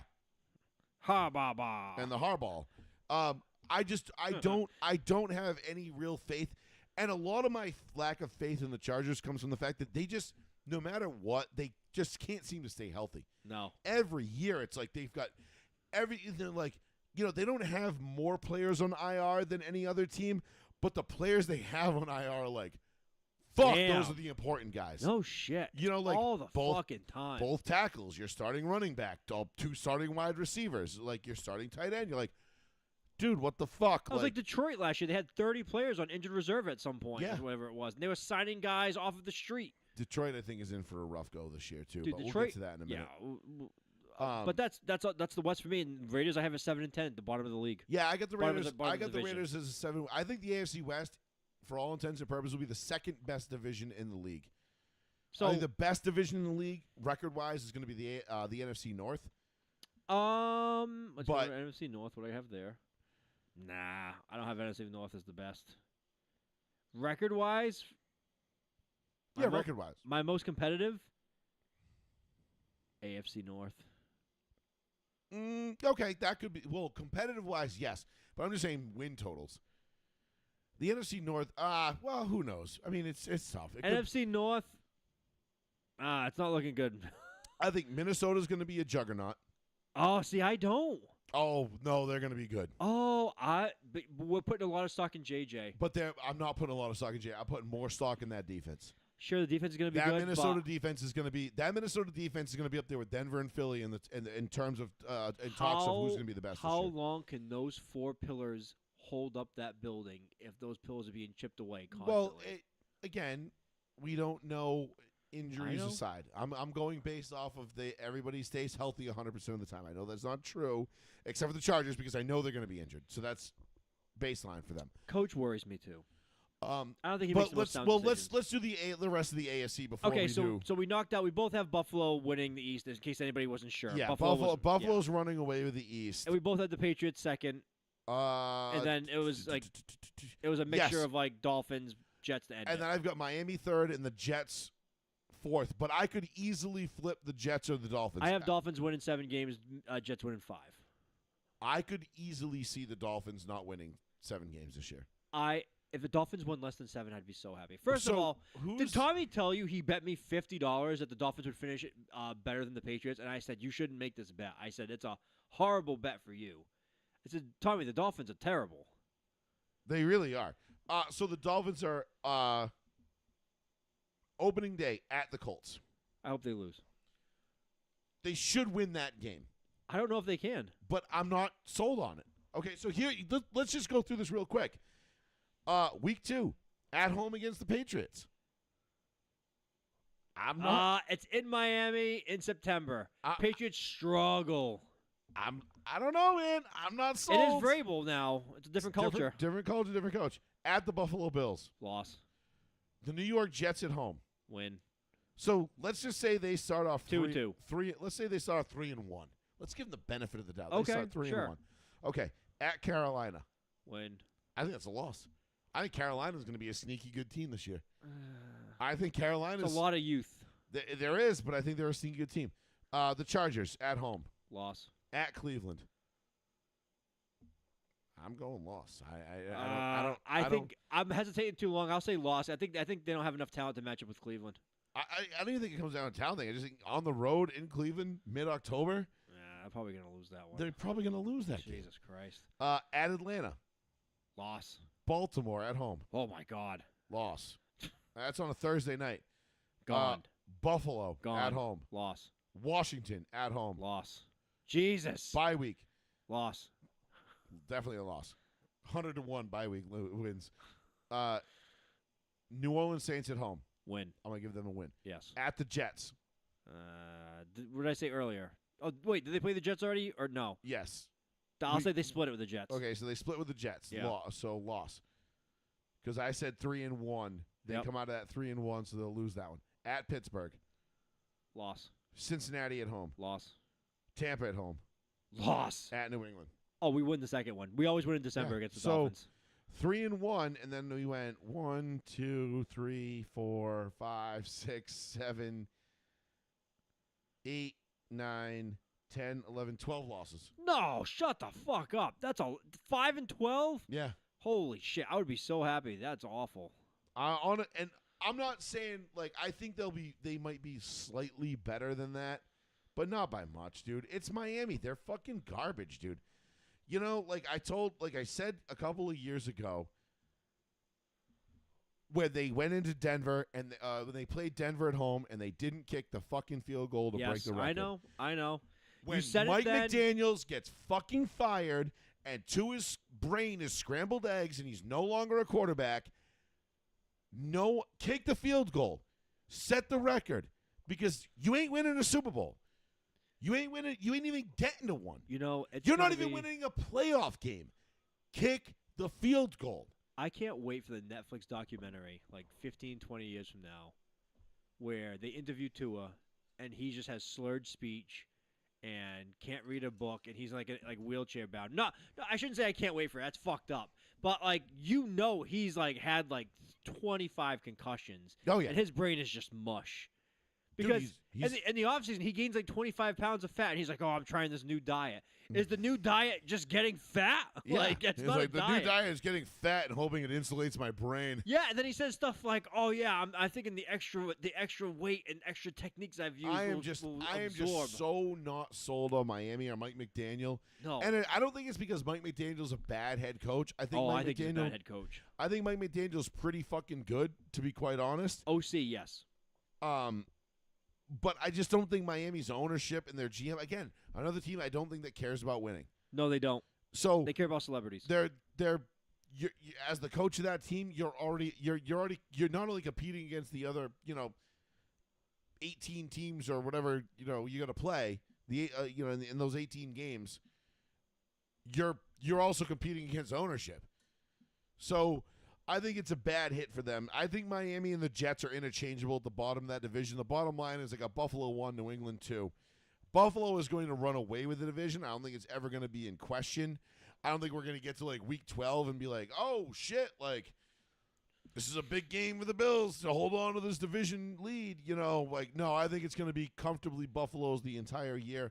Josh Allen has matured to a point now where he is all world. He is all pro. How He is everything that you want out of a quarterback. yes, he And has matured. They are going to the Buffalo Bills are going to feed off of that. They're going to be great. That team is going to be great in the regular season. We'll see what happens when the postseason comes. Yeah. That's where the demons come out. It all falls apart. I think New England is going to be a close second, and depending on the seeding, I didn't do records, so I don't know what I have for like seeding yet. But I think depending on the seeding, New England could be on the road at, and like I mentioned before, any one of the 4 teams: Baltimore, Kansas City, Buffalo, or Denver. Wait, 1, 2, 3, 4, 5, 6, 7. Fuck. All right. Honestly, I think Denver would be their best matchup, No, they wouldn't play against Denver. In my mind, they wouldn't play against Denver. unless Denver's the 2. If Buffalo's the 1 and Denver's the 2 and New England's the 7. Because I have in my matchup we play Houston. Okay, fair enough. So actually, that might be competitive. I might have a chance there. Honestly, if I'm going any of what I think the 4, because I think the 4 division winners are going to be Denver, Houston, Baltimore, Buffalo. Those are my 4 winners. Yeah, perfect. I have the same division winners. Of all of those, like if Kansas City were to win the division and Denver were to be a wild card, Yep. I want Houston on the road all day. Houston has the most. They have the most room. You have the most room for error To take with Houston. take advantage of. Yeah. Yes. You can take advantage of Houston. The AFC North, I've got Baltimore, Pittsburgh, Cincy, and the Browns. Bingo. Me too. And I'm just saying that based on Aaron Rodgers staying healthy for all 18 12 games. wins, 11 wins, 9 wins, 5 wins. Right in that Yeah, order. Cincy is going to be a great offense, and they're going to put up a ton of points. No defense. Defense is not to be heard from. Non-existent. They don't exist. And they don't pay anybody. Nope. The AFC South, Houston, Jacksonville, Tennessee, and the Colts I got at the bottom. Oh, I have the Colts second. Really? Yeah, I have Houston at 10-7, Indianapolis 8-9. I have Jacksonville 7-10. I had a hard time giving Jacksonville more I think wins. Jacksonville's going to be better than people think. I want to believe that, but every time I give the Jacksonville more credit, they suck ass. Yeah, that's true. So I gave them 7-10 until they proved me otherwise, and then Tennessee Titans, I think they're just a mess until they can prove it otherwise. 3-14. Yeah, the Titans though I do love Cam Ward. They do have one of the better receiving rooms in the league. Fucking wild. You know what I mean? Believe that. But like week 1, I think and for Cam Ward, and I'm just gonna say this about the Titans and Cam Ward because he's a Miami guy. I love Miami. You know me. I'm all about the U, baby. I'm rooting for Cam Ward. I really wish they could have started Will Levis week 1. I really wish he hadn't gotten hurt because I feel like Cam Ward is a guy that likes to hold on to the ball. I don't feel this way. I watched him in Miami. I watched pretty much every game that he played last year. Cam Ward likes to hold on to the ball and wait for the big play. Yep. If you do that against Denver, you're going to get sacked probably close to double digits. Like you could be looking at 7 or 8 times sacked, pressured, or hit, or hurried 17, 18 times. I mean, and if you watch the Titans in preseason, a lot of the routes that Cam Ward's hitting are slow developing, like over routes, like where things take a long time to get to him. And again, I think they have a good. They've got what's his name, Callahan, who was the offensive coordinator for the Bengals. Well, he was. Yeah. Who's now their head coach. Yes. So I think he's a good. He was our quarterbacks coach when Peyton was there. Yeah, I think he's got a pretty good handle on how to get the ball out quick. But I'm legitimately worried for Cam Ward's mental health after this game. Yeah. Because I feel like Denver's defense because you're going on the road against the number 1 defense in the league in terms of sacks last year, and you're going into their house in a year where they're coming in confident, expectations are high, and they're coming out to ball. Right. I mean, flat out ball, and they're going to get home and they're going to get after you. And I hope it doesn't ruin Cam Ward. Now, I think he's gonna get killed the first year. That's the thing. Can he survive the first year? Opening day, straight up, Sean. Opening day, I think Cam Ward throws 2 picks, gets sacked I'll say 7 times God damn. in total. Yeah. 7 sacks, 2 picks, and the Titans maybe score 13 points. Oh, that's a good day in the office. And Technically, it should be Will Levis's job until Will honestly, I Levis think blew his arm out. 7 of those are going to be garbage time. I think Will Levis should have had the job, or at least, Yeah. given Cam some time, but Will Levis blew his arm out trying to compete for the fucking job to begin with. So I'm just saying that's why I have the Titans. But I think they'll bounce back. I'm hoping Cam Ward bounces back, right. and the Titans do go on a little bit of a run at some point. I think the Colts are the worst team in the AFC South. I don't know. I don't. They don't know who their quarterback is. Nobody's. I mean, it's either Danny Dimes or Anthony Richardson, and neither one of those guys. I mean, listen, I am all for the Danny Dimes redemption story. I would love to see Danny Dimes go out there and win comeback player of the year. I don't see it. I don't see see it in it. Indy, dude. No. They are just so flat on talent that I just don't see how they compete. So I got them last in the division. And then the West, obviously, Denver, KC, the Chargers, and the Raiders. Yeah, I think we did the division already. We did so yours. that was my order for that. So we have the NFC now. You want to do NFC? You want to do East, North, yeah, so Southwest? East, I got Philly winning it again. Philly, I have 12-5. Yeah, I think Philly's the creme de la creme, dude. They're the cream of the crop. I think they're obviously the defending champs. They have one of the best, deepest rosters in the league. Their defense is flat out disgustingly good. They have talent everywhere.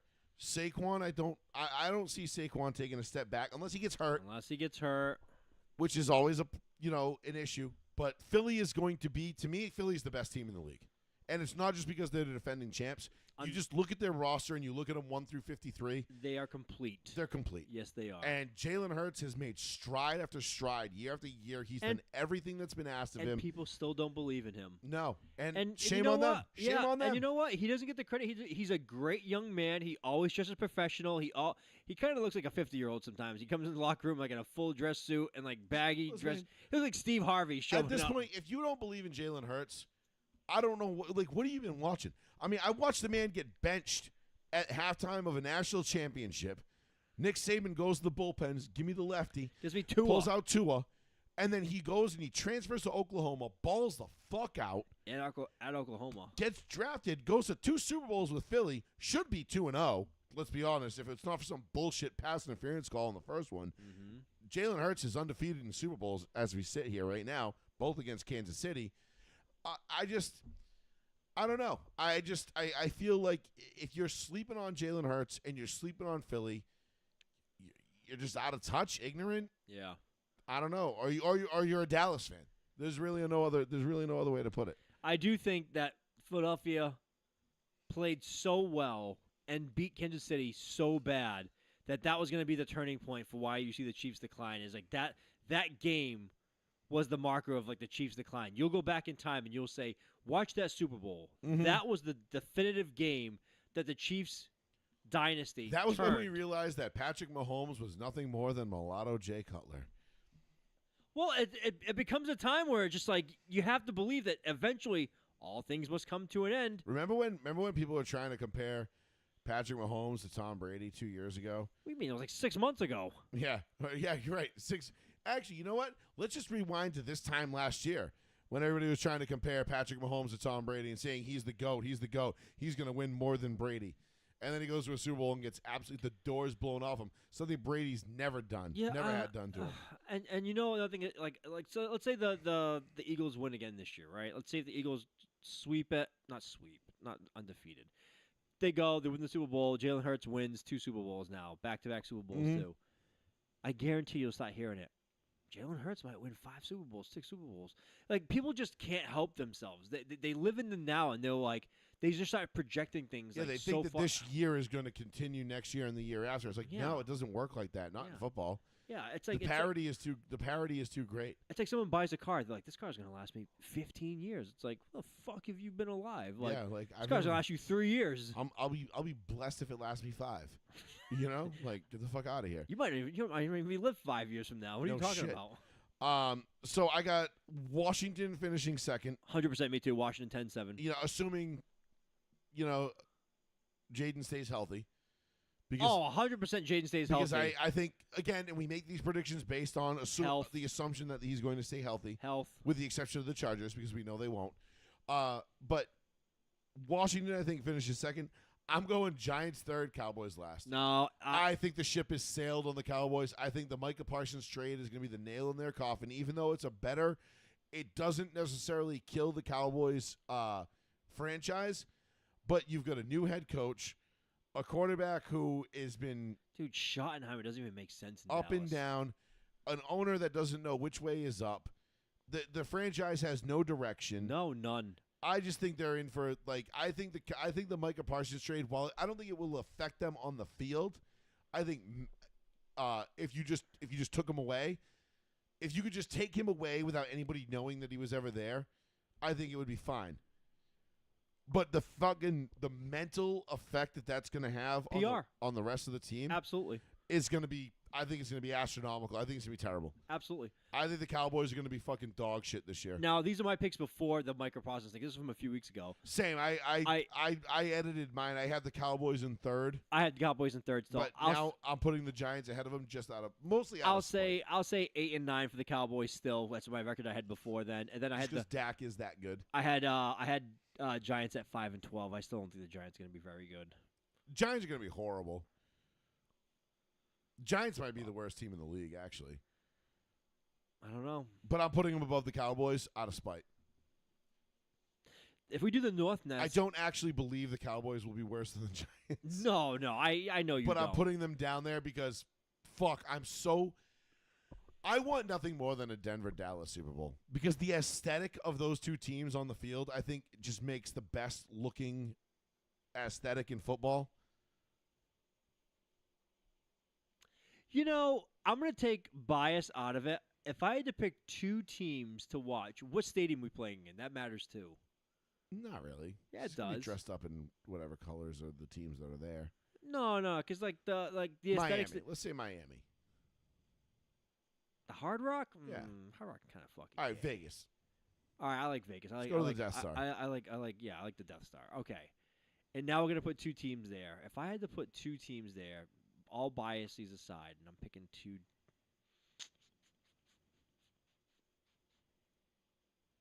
You know, I think I would put Dallas as one of the teams. I think I would do Dallas, but I'd probably fucking pick two NFC teams, which is impossible. I want to do like 49ers and Dallas, but it's impossible. You can't do that. Oh, good regular season. Yeah, but that's not a Super Bowl. Joey Fats Radio, row one, seat one. Fats boys, I work late on Tuesdays. I miss you guys. I Oh. know it's late. I just want to Pat, quick Say call. fat boys. Pat, good to hear from you, bud. Yeah, it's good to hear you guys. Come on, dude. How's the baby? How's the Oh, not good, baby? Man. It's awesome, man. 1 year old now. It's Fucking like a little shit. bit, good day, bad day, glad day. They're just a little best friend waiting for you. Yeah.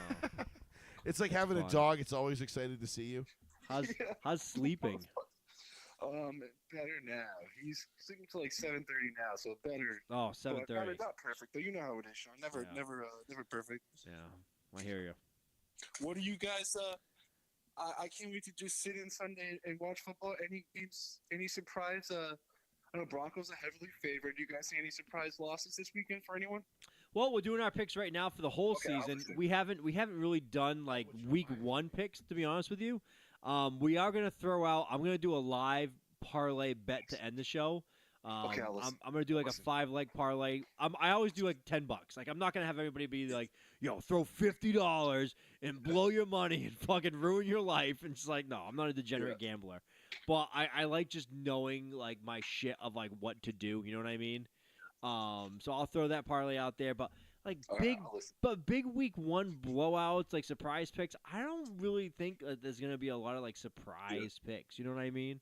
Yeah. Like, I think it's pretty gonna be like pretty even. Like the teams that are gonna struggle, the teams that are gonna struggle, the teams you're gonna see out there of like could go either way. It's because they're both on the same playing field. It's gonna be like pretty average, and if that one wins, it's not gonna be like you're not gonna see. I would be very shocked if Dallas beats Philadelphia. I'll put it that way on Thursday. You know what I mean? I don't think they can. I think he's a businessman and he's a salesman. I don't think he's a football guy anymore, Jerry. No, He's a right? Yep. real We talked salesman. about that. Yeah, but that would I'm be sure that you would be a shock to me on Thursday if you saw Dallas beat Philadelphia. I would be okay. stunned. I would be like, holy shit, that blew me away. Ravens Um, and Bills could be good. Who? Ravens and Bills could be good. Ravens Bills is gonna be a good game. Well, that's going to be an excellent game, but like neither one of those teams beating the other is going to shock me. Yeah, Like that's an true. excellent game. Okay.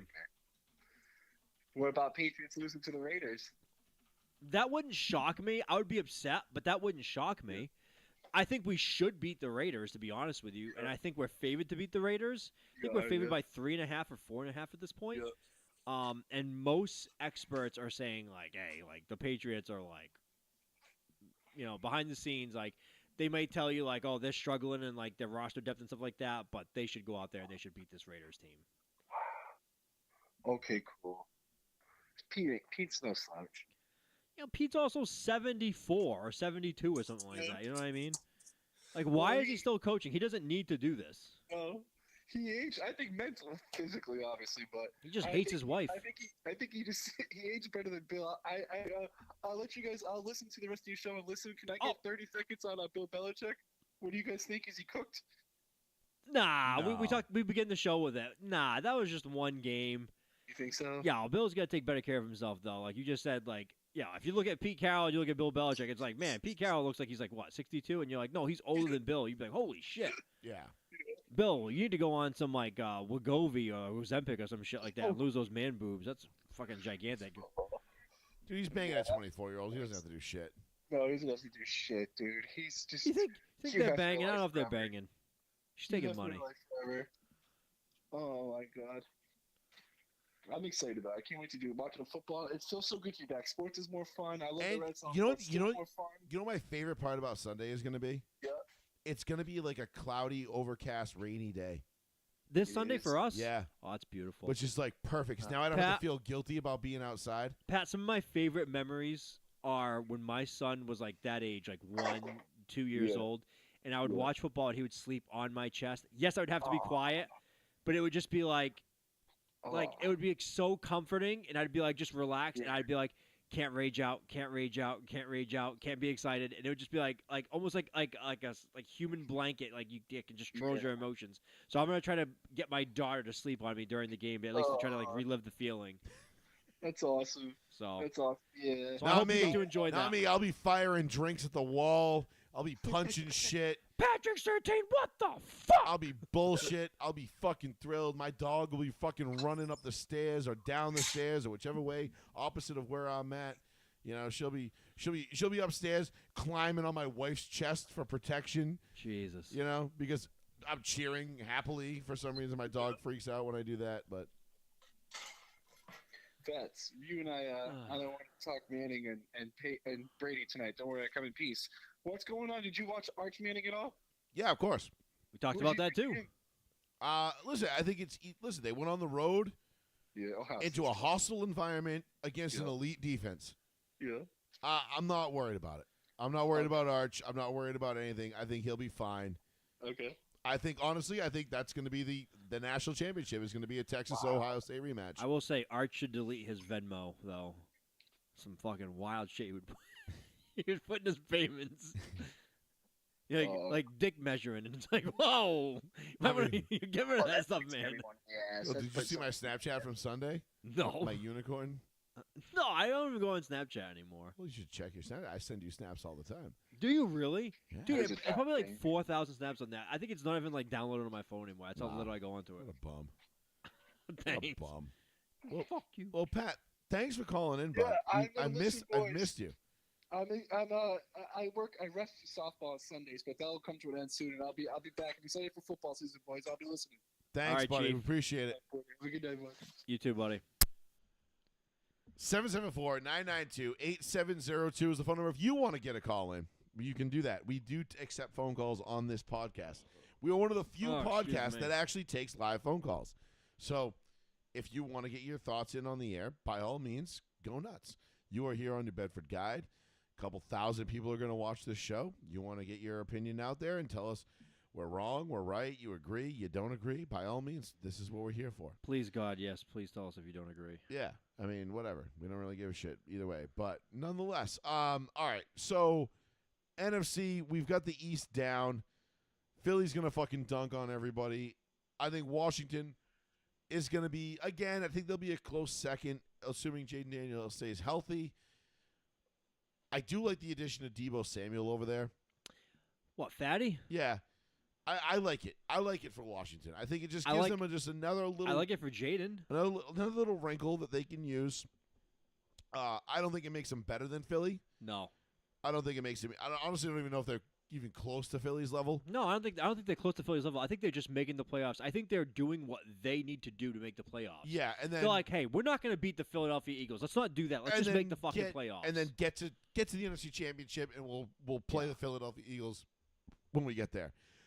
In the NFC North, this is my most competitive division. I'm going Vikes, Packers, Lions, Bears in that order. I'm going Packers, Vikings, Ooh. Lions, Bears, and So I we have got the Lions and Bears at the bottom. I have, We just flip Yes, flopped the Packers and the Vikes. but I have Packers 11-6, Okay, Vikings 9-8, Lions 9-8. I think the Vikes are going to be the best team and second best team in the NFC this year. See, I don't know. I just don't believe it. I have and I have I Chicago love- 6-10. I love their defense. I think J.J. McCarthy coming in his first year as the starter. Yeah, I mean, he's got to be an upgrade over Sam Darnold, right? you would hope. Right? So if he's an upgrade over Sam Darnold, that means they should be better than what they were last year. They've definitely got the best wide receiver in the NFC. No two ways about that. They got JJ, of course. So, of course. I think the Vikes are primed to win that division. I hope you're right. I really buddy. do. I I think the Packers are going to be a very close second with Micah Parsons because I do think Micah again, Parsons this is before Micah. I have no think, idea. Well, I think Micah does make a difference for the Packers in the regular season. Anybody who's getting 14, 15 sacks in a season is going to make a difference on your team. Now, I heard some people that I truly love saying like, "Oh, this is shades of Reggie White coming to Green Bay." I'm like, No. whoa, No. hold up. Let's not start putting Micah Parsons in that category yet. No, let's not do that. But I get where you're coming from, but no. Not even the same style of play. No. I think the Packers are going to be Good. good but not great. Correct. I don't have any faith in the Packers winning a Super Like Bowl. if this you year. see the Packers Like beat, if the Packers get to the Super Bowl, I would love a Denver Green Bay. You want to talk about my second favorite aesthetic? Denver Green Bay. okay, yeah. That's my second favorite Having aesthetic. old like all right, if I were to go back and see like a rematch, I would love a Patriots Bears rematch. I was yeah, not even born when that we match almost had it happened. in 06. Almost. We should have won that fucking one if that would have been the case. 21-0. But Snatching defeat from the jaws the of victory. Packers are a team where I could see them beating the Bucks and then lose to the 49ers and be like, that's the Packers. You know Yeah. what I mean? It's Jordan Love. When Jordan Love's good, he's awesome. When Jordan Love's bad, he's fucking Rex Grossman. Like it's I think I might have said that earlier. Yeah. He's awful. When he's bad, he's awful. So it really just comes down to what Jordan Love shows up. I think regular season Jordan Love is good enough for 11 wins. I'm putting the Vikes at 12 or 13 wins. Yeah. Again, I think they're going to redo it. The Lions, I think, are going to be the biggest losers in this division. I think I think they're going to finish third because the Bears are fucking abject disasters. They lost a lot of coaches. They lost a lot of players. The amount of players and coaches they lost, if they are able to weather this storm, if Dan Campbell is able to weather this storm and put the Lions on top of this division, I will forever shut the fuck up about the Lions and never ever make a negative comment about them again. Do you think he gets his wish this year? He gets to have Knock somebody's kneecaps off? No. He gets to have a real live lion come out with the team. No. You didn't know about that? Yeah, no, but no, I don't think he does. You know how fucking dangerous a real live lion is, sir? He said I mean, trained. I know it's just he a- said trained. It's just a big fucking kitty. He's Yeah. like, why not? We're having some chains on it. I mean, I would love for that to happen because I think that would be fucking sick. And imagine he probably goes around being like, why don't these teams have a mascot? Like, why don't the Bears have a bear come out? He's probably asking like, Right? It's like, oh, we got this grizzly bear and just mauls 7 people on his way in. he's like, it's an accident. whoops. I was like, sir, and I was like, I don't know if you know this, but I would rather fight a gorilla than a bear. He's like, well, there's no gorilla team. You put me in a pen with a gorilla, a bear, a grizzly, a silverback, a grizzly, a lion, and I don't know Tiger. a tiger. Yeah. Yeah, give me the gorilla. Because the gorilla is the only one that has like the same amount of like level of intelligence that I could intimidate. into maybe not fighting me. You looking at him like, The other three are gonna look at me and they're gonna go, oh, you poor thing. The cats are gonna kill me. Like their claw, and then the grizzly is just gonna maul the fuck out of you. Like that's the baddest motherfucker there is. yeah, bears like in the woods scare the shit out of And me. I love bears because they're so cute. They just look like big dogs. I just want to kiss them. Just want to pet Grizzly them. bears, those Just like kiss them. Gigantic It's like, things. hello, you're very cute. Just poke it in the face, say hello. But anyway, I think the Lions, if the Lions can withstand this hemorrhaging, I mean, like they got poached in every direction, Everything. players and coaches. I very rarely see teams survive that, and I'm not, and by survive it, I mean like come back the next year and be at where they were.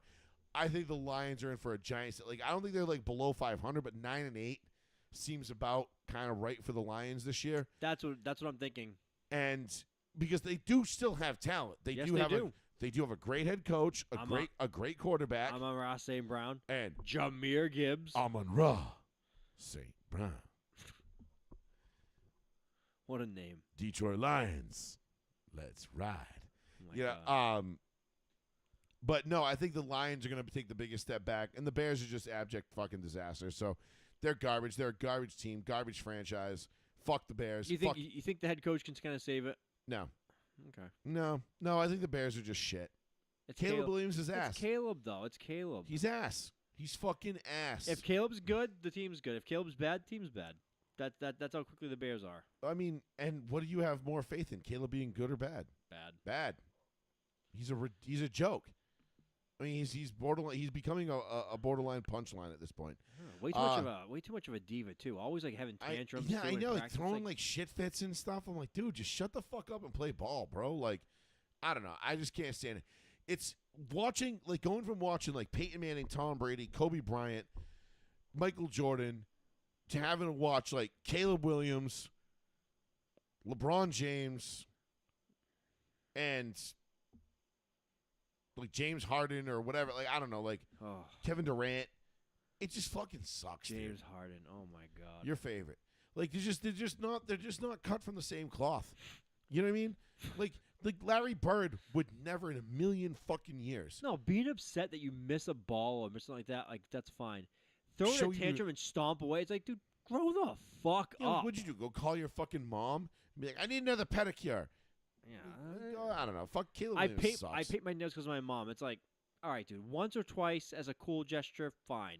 All the time, cut it the fuck out. Yeah. All right. Seriously, just go fuck yourself. I don't know. Caleb Williams sucks. I can't stand him, and I hate the Bears too. So that doesn't really help my position. But whatever. I might be a little bit biased there because I can't stand the Chicago Bears. They're one of those teams that I just fucking hate. See, I like the Bears. I hate them. I I fucking don't like hate Caleb. them, dude. I like the Bears. I've never liked them. Like never a the big dark Urlacher blue and fan. orange. I like. Oh, I was a big Urlacher. Never a fan. big Urlacher fan. I mean, the only guy I ever really rooted for that was on the Bears was Jay Cutler. I say Lance Briggs. I liked Lance Briggs.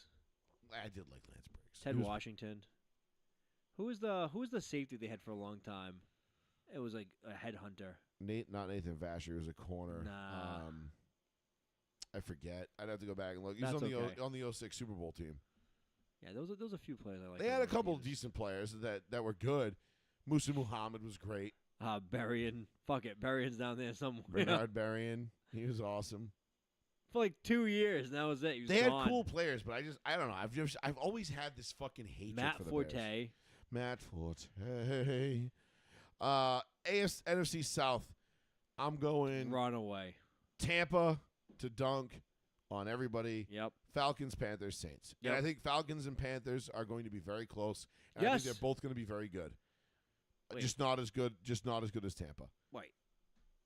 You said what are the two teams? Falcons and who? Panthers. Oh, okay. I think you said Falcons and Saints. I was No, like, wait a Saints minute. might be the number one overall pick. Saints. I have it two and Yeah, the Saints. 2 the and 15. I mean, they're trying out Spencer Rattler at quarterback, dude. I don't know if they win more than 2 games this year.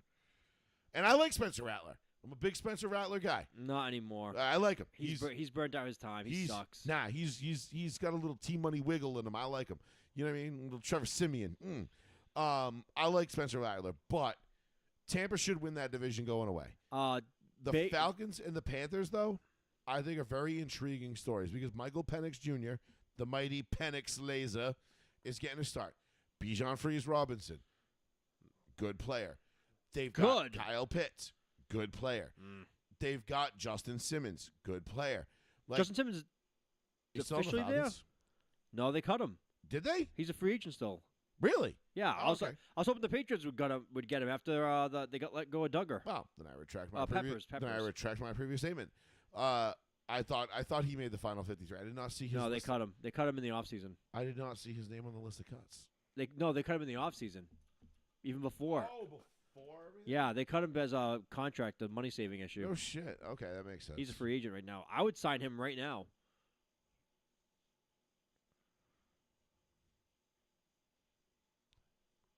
As of 6 hours ago, the Kansas City Chiefs signed Justin Simmons. Fuck off. No All right. shit. Well, fucking hell. Well, they signed Patrick Surtain.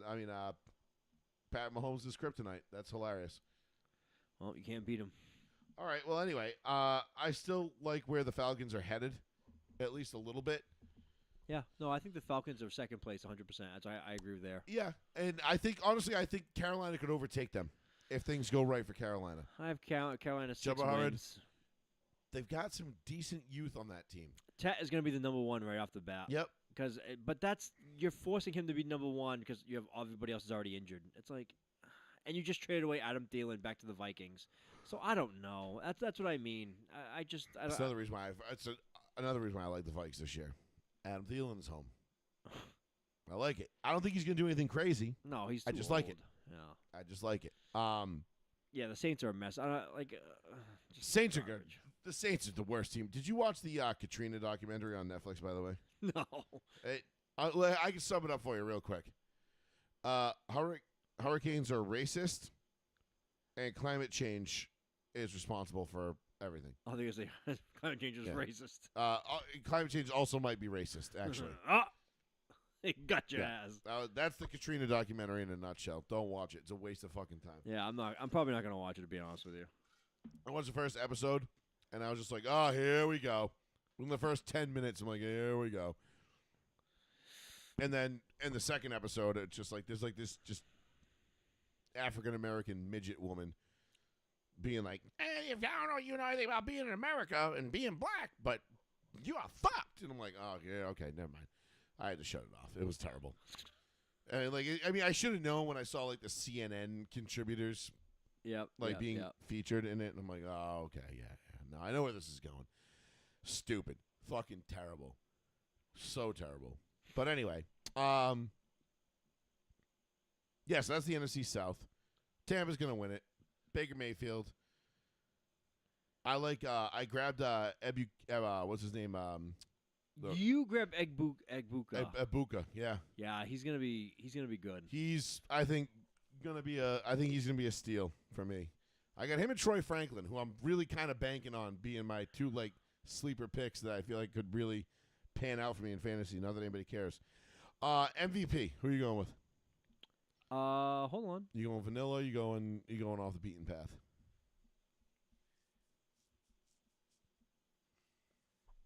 I went Joe Burrow. Okay, I like that pick. I went Joe Burrow just because I think he's been overlooked. But this is like his year. The whole offense is built around him, and they kept all the pieces for him. So he's gonna show out, flash the numbers. He'll have the numbers to do it this year. Yeah, he could very well do that. I'm going Bo Nix because I got $100 on him. Obviously. Oh So yeah. I put $100 on Bo Nix to win MVP, so I'm going Bo Nix. Offensive Player of the Year, I'm going Justin Jefferson. I'm going Saquon just in case. I'm going to go JJ this year. I don't know. Something tells me him and JJ McCarthy. Okay. I think the JJ to JJ connection is going to somehow find its way to work out, and I think Jed is going to have himself like a Megatron-esque season this year. Okay. I think he's going to be that dude. Defensive Player of the Year, I'm going back-to-back for PS2. I know it's probably never been done before, but I don't know who else I went to pick. Aiden Hutchinson. Is he even starting the season? Is he on the pup list to start? I don't know. I mean, otherwise I would like it, but I think coming off that injury, I don't know. We'll see. I almost thought about going Nick Bonito. I wouldn't have been a bad pick for you. I mean, Yeah. he's doing incredibly well. He should be okay. And then comeback player of the year. I have 3 players that I've nominated for comeback player of the year. I didn't even fucking think of one. So I'll give you my 3. Okay. Danny Dimes, J.J. McCarthy, Christian McCaffrey.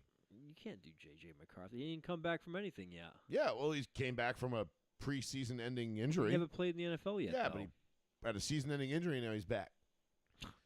Who's the last one? Christian McCaffrey. I'd go Christian McCaffrey. I think he's That's the a most real likely. That's a real But comeback I think player. Danny Dimes, though, if Danny Dimes can somehow He's gonna figure out a way to play well for fucking the Colts, could you imagine though, if he leaves the Giants, Saquon leaves the Giants, and almost breaks the rushing record. Yep.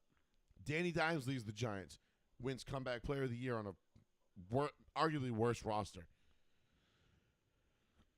I just think it would just be the ultimate kick in the balls to the Giants, It is ultimate kicking the balls to the Giants. and I think it'd be funny. Who do you get for Rookie of the Year? Honestly, I didn't even pick one. I have no okay. idea. All I right. honestly don't even know. Like, I couldn't. I don't know, dude. It's just such a It's a crapshoot. yeah. And this year, like the quarterback class is so weak. Oh, big time. Like, I don't even know who we like.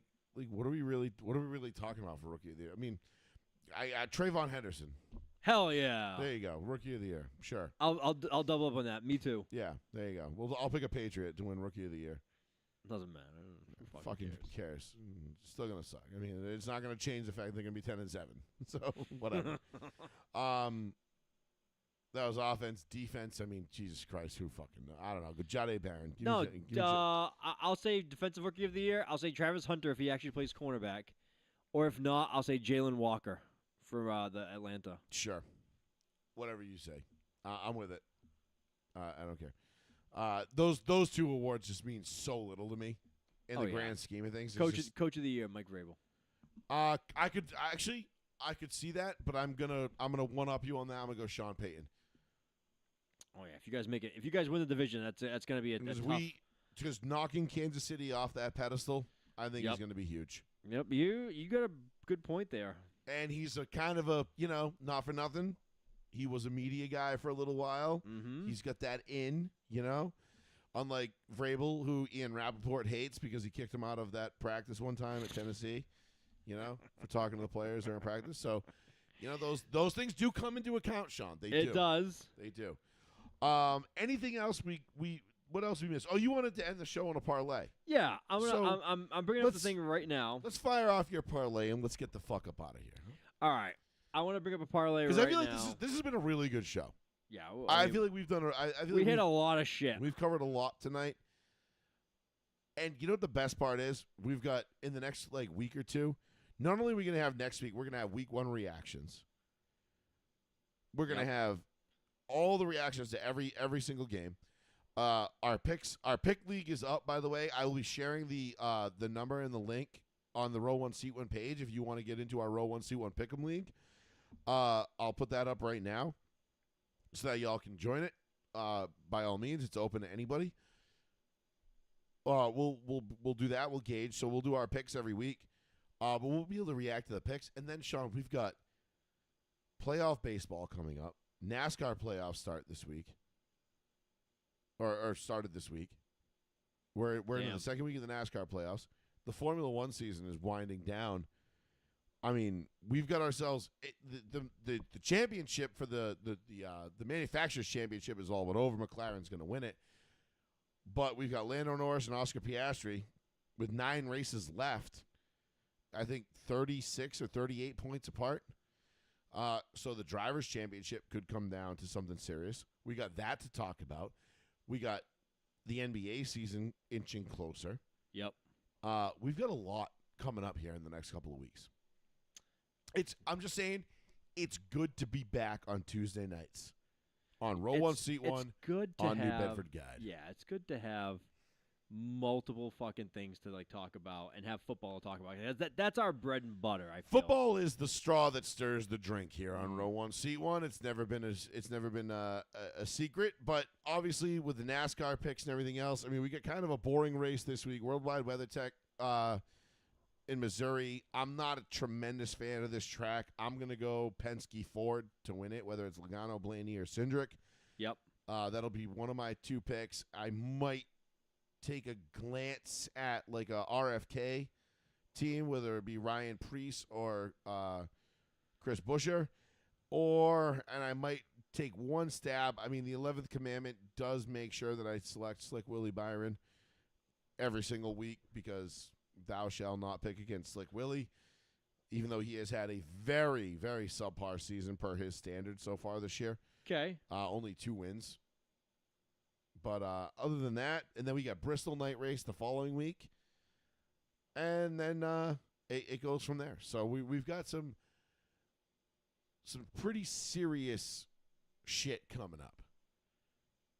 And you're going to want to follow the Row 1C1 page on Facebook because that's where I'll be putting all my NASCAR picks every week. Mm-hmm. I didn't put them up this week for Darlington because we had the fantasy football draft on Sunday, and I completely ran out of time to do it. I just forgot to do it. My bad. Not that it would have helped anyway. You know what's crazy? I said, gut shot. I'm telling my wife at brunch right before the draft starts. This is before I got into a turf war with one of my neighbors. On Sunday morning too, which is I why don't know if you should get into this. well, I won't go into the details of that, Okay, but good. it derailed my whole Sunday. It like threw me out of rhythm. So I'm getting ready for the draft, and my wife and I are eating brunch. And while we're getting ready for the draft and eating brunch, the turf war breaks out between me and my neighbor. Things got pretty fucking ugly. It is what it is. I completely forgot to put my picks up, but I was telling my wife at brunch, I really feel like I'm like a Toyota's gonna win tonight. It's gonna be a Toyota. Like I know it. I almost picked 4 Toyotas to win, and said fuck it. Like I will break the 11th commandment. I'm not taking Slick Willie. Not doing it. I ended up only taking 2 Toyotas. Neither one of them won. Damn. But one of the 4 that I would have taken did win. So once again, I like self-sabotaged myself. Yep. And didn't listen to myself and didn't trust my gut and just didn't go with it. And I think that's been my problem this year is I've tried to be too analytical rather than shoot from the hip. And I'm better when I shoot from the hip with NASCAR. I feel like I'm better at it. When I get too analytical, I overanalyze shit. And I am a tremendous culprit of paralysis by analysis. It happens to me with everything. Any major purchase I make. It took me 6 years to buy this chair. Because I researched chairs for 6 years. You're almost like you're like what's his name? Liam Neeson from Taken. He's like you did the karaoke machine for his daughter for 8 months. Yeah. And the guy's like, you want the fucking karaoke machine or not? Exactly. And so I'm an asshole like that. And I mean, like literally, it took me 6 years to settle on Secret Lab chairs. Okay. Because I kept researching every chair. Which one's the best? Which one's the best? These kept popping up as the best. But I'm like, I don't know. It's a $500 chair. I don't know if I want to buy it. Well, here I am. I bought this chair with my Trump bucks from 2020. Oh, my God. This chair is 5 years old, dude. And it is not. I'm not even. The only reason I'm considering buying a new one is because I'm like, I kind of want. They got some pretty new, cool colors. Yeah. And patterns. Like I got you got the Batman one. Oh yeah, I love this one. That's yours. Awesome. And Paul got the cookies and cream. You know, and those are your chairs, by the way. Those do not belong to me. Thank you, sir. Those are my gift to you guys. For showing up and doing the show. It's the least I could do was at least put you in a comfortable chair if you're gonna sit here for 3 hours with me every Tuesday Remember night. we used to sit in the stools. Oh my God, it was so bad, dude. The shit we had. We've come so far.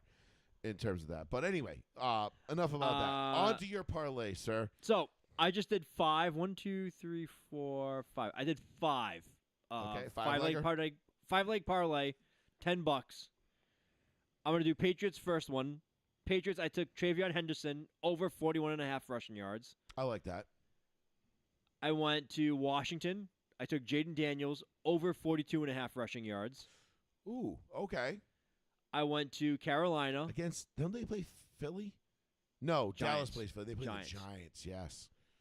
He averages like 70 yards a game almost. I think the same. I like that a lot. I have. The Giants are bad. I went to Carolina. I picked new kid we just talked about. I picked Tet McMillan Mm-hmm. over 65.5 receiving yards. Okay. So perfect. And then I went to same game parlay. I went to Falcons and Buccaneers. I picked Michael Penix Jr. over 200 yards passing. The mighty Penix Laser. And I picked Emeka Egbuka over 4 receptions. 4 receptions plus. I like that. How much to pay out? $111. I think that's a solid parlay, dude. You know, because you know why? It's all, You know what, though? it's You're- all doable. it's And there's exactly- there's and no you're- Chris Godwin. You're not swinging for the fences on that Nope. one. Like me, I'm always swinging for the fences. My parlays are like 7 legs. $10 was me $2,700, and Sure. it's like, yeah, it's all doable. But to get 7 things right on any given NFL Sunday is fucking hard to do. It's tough. 3 is about like getting 3 things right is hard. Yeah. Getting anything more than that, there's a reason why the parlays start paying out more. It's tough. They know. They're not in this to lose money. That though, I feel like $10 to win 111 on that parlay. I love Igbuka over 4 receptions. I Mm-hmm. love the Trayvon Henderson over 41. Only 41 yards. If you watch the kid, I think they're gonna feed him. he's gonna have that in 3 carries.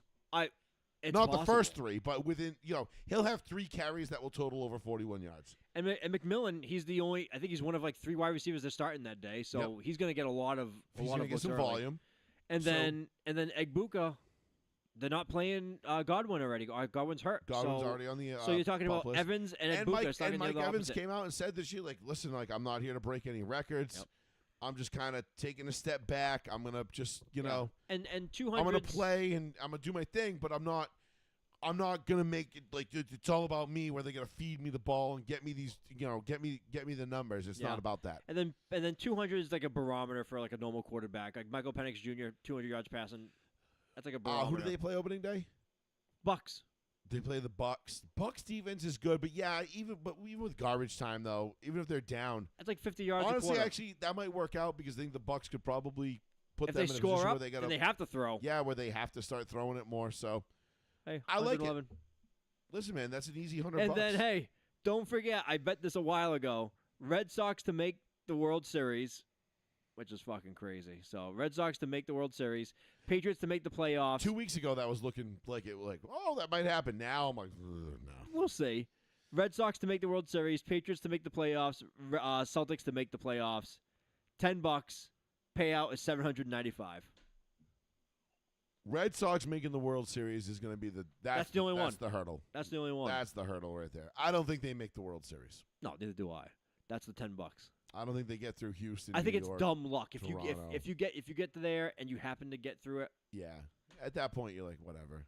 and watch the Celtics be like, we missed it. But the You piece Celtics, of shit. I think the Celtics will make the playoffs even without Tatum. Even with dumb luck, I'm saying but it Celtics, would be my the luck. Celtics with Jaylen Brown are still a top 8 team. You would hope. There's no way they're not, dude. Come on, they're not that poorly coached. I mean, I'm hypercritical of Meek Rat Joe, but Yeah. I don't think they're that bad. Like they're still pretty well coached. But nonetheless, I think is that it? I think that's it this week. Yeah, I mean, it was all NFL all night, and we got our shit out there. We put our picks out. We're good to go. Paul's gonna send me his, so I'll post them all on the Row One Seat One page, because again, we are a show that we prioritize accountability, and when we make picks and predictions, we want to make sure we're held accountable for them. You know, we're not one of these Skip Bayless, Max Kellerman, Stephen A. shows where we make some ridiculous hot take in August, and then by October we're like, what? No, I never said that. What are you talking about? It's funny. Fucking Pat in the comments said Caleb is trans. I mean, I'm going through the stuff afterwards. just after. don't let them near any elementary schools, please. Jesus Christ. For Christ's sakes. We don't need any more gun violence in Chicago. But Oh my God. Uncle Donnie's gonna see to that. But anyway, nonetheless, yeah. So hey, Merry Christmas, everybody. Yeah. It is Best time of year. that time of year. Football season's upon us. We got baseball playoffs coming up. The NASCAR playoffs are already underway. I'm fucking excited as shit. for everything. I mean, I'm looking forward to. I got to work the next 3 days, and I am so fucking looking forward to just this weekend, and a nice overcast, rainy, shitty Sunday where I don't have to feel bad about sitting in front of my TV and watching football all fucking day I can't wait. and racing. Because I'll be Especially if you watching- said it's an overcast day. It's like cloudy. and I kinda don't have to rainy. feel bad about not being outside. the fucking It's the best. balls, dude. That's I football love that. weather. It is. And I mean, don't get me wrong. I'm not wishing summer away by any stretch. I'm still grasping to it as much as I can because I love the hot and I love the heat and I like the humidity. I love the summer. It's the best time of year. But at least we are rewarded with a lovely, lovely football season. So. Mhm. For Mr. Betancourt and Plizzy, who could not be here, I am Joey Fats. This has been another episode of Row 1, Seat 1, Joey Fats Radio, live on the one, the only, the New Bedford Guide. Be sure to tune in next Tuesday night, 8:45 p.m. We'll be live, 8:45-ish. We always try to get on around 8:45, but, you know, sometimes things happen. But we'll be back live next Tuesday night to recap all of Week 1's action, get you primed for Week number 2, go over some more NASCAR bets, some more Formula 1 bets, and we are going to be here every single Tuesday for the foreseeable future. So what did Bill Belichick say? No days off. No days off. No days off. No days off. No more Tuesdays off unless there's some extenuating circumstances, and for some reason just can't be here. But other than that, we are here every single Tuesday night from now through February to talk about football, and we are going to do it with glee and joy, and we're going to expend it with you, and we're going to love every single second of it. So until next Tuesday, we will talk to you later. Joey Fats Radio, Roll 1 Seat 1. Peace. Peace out.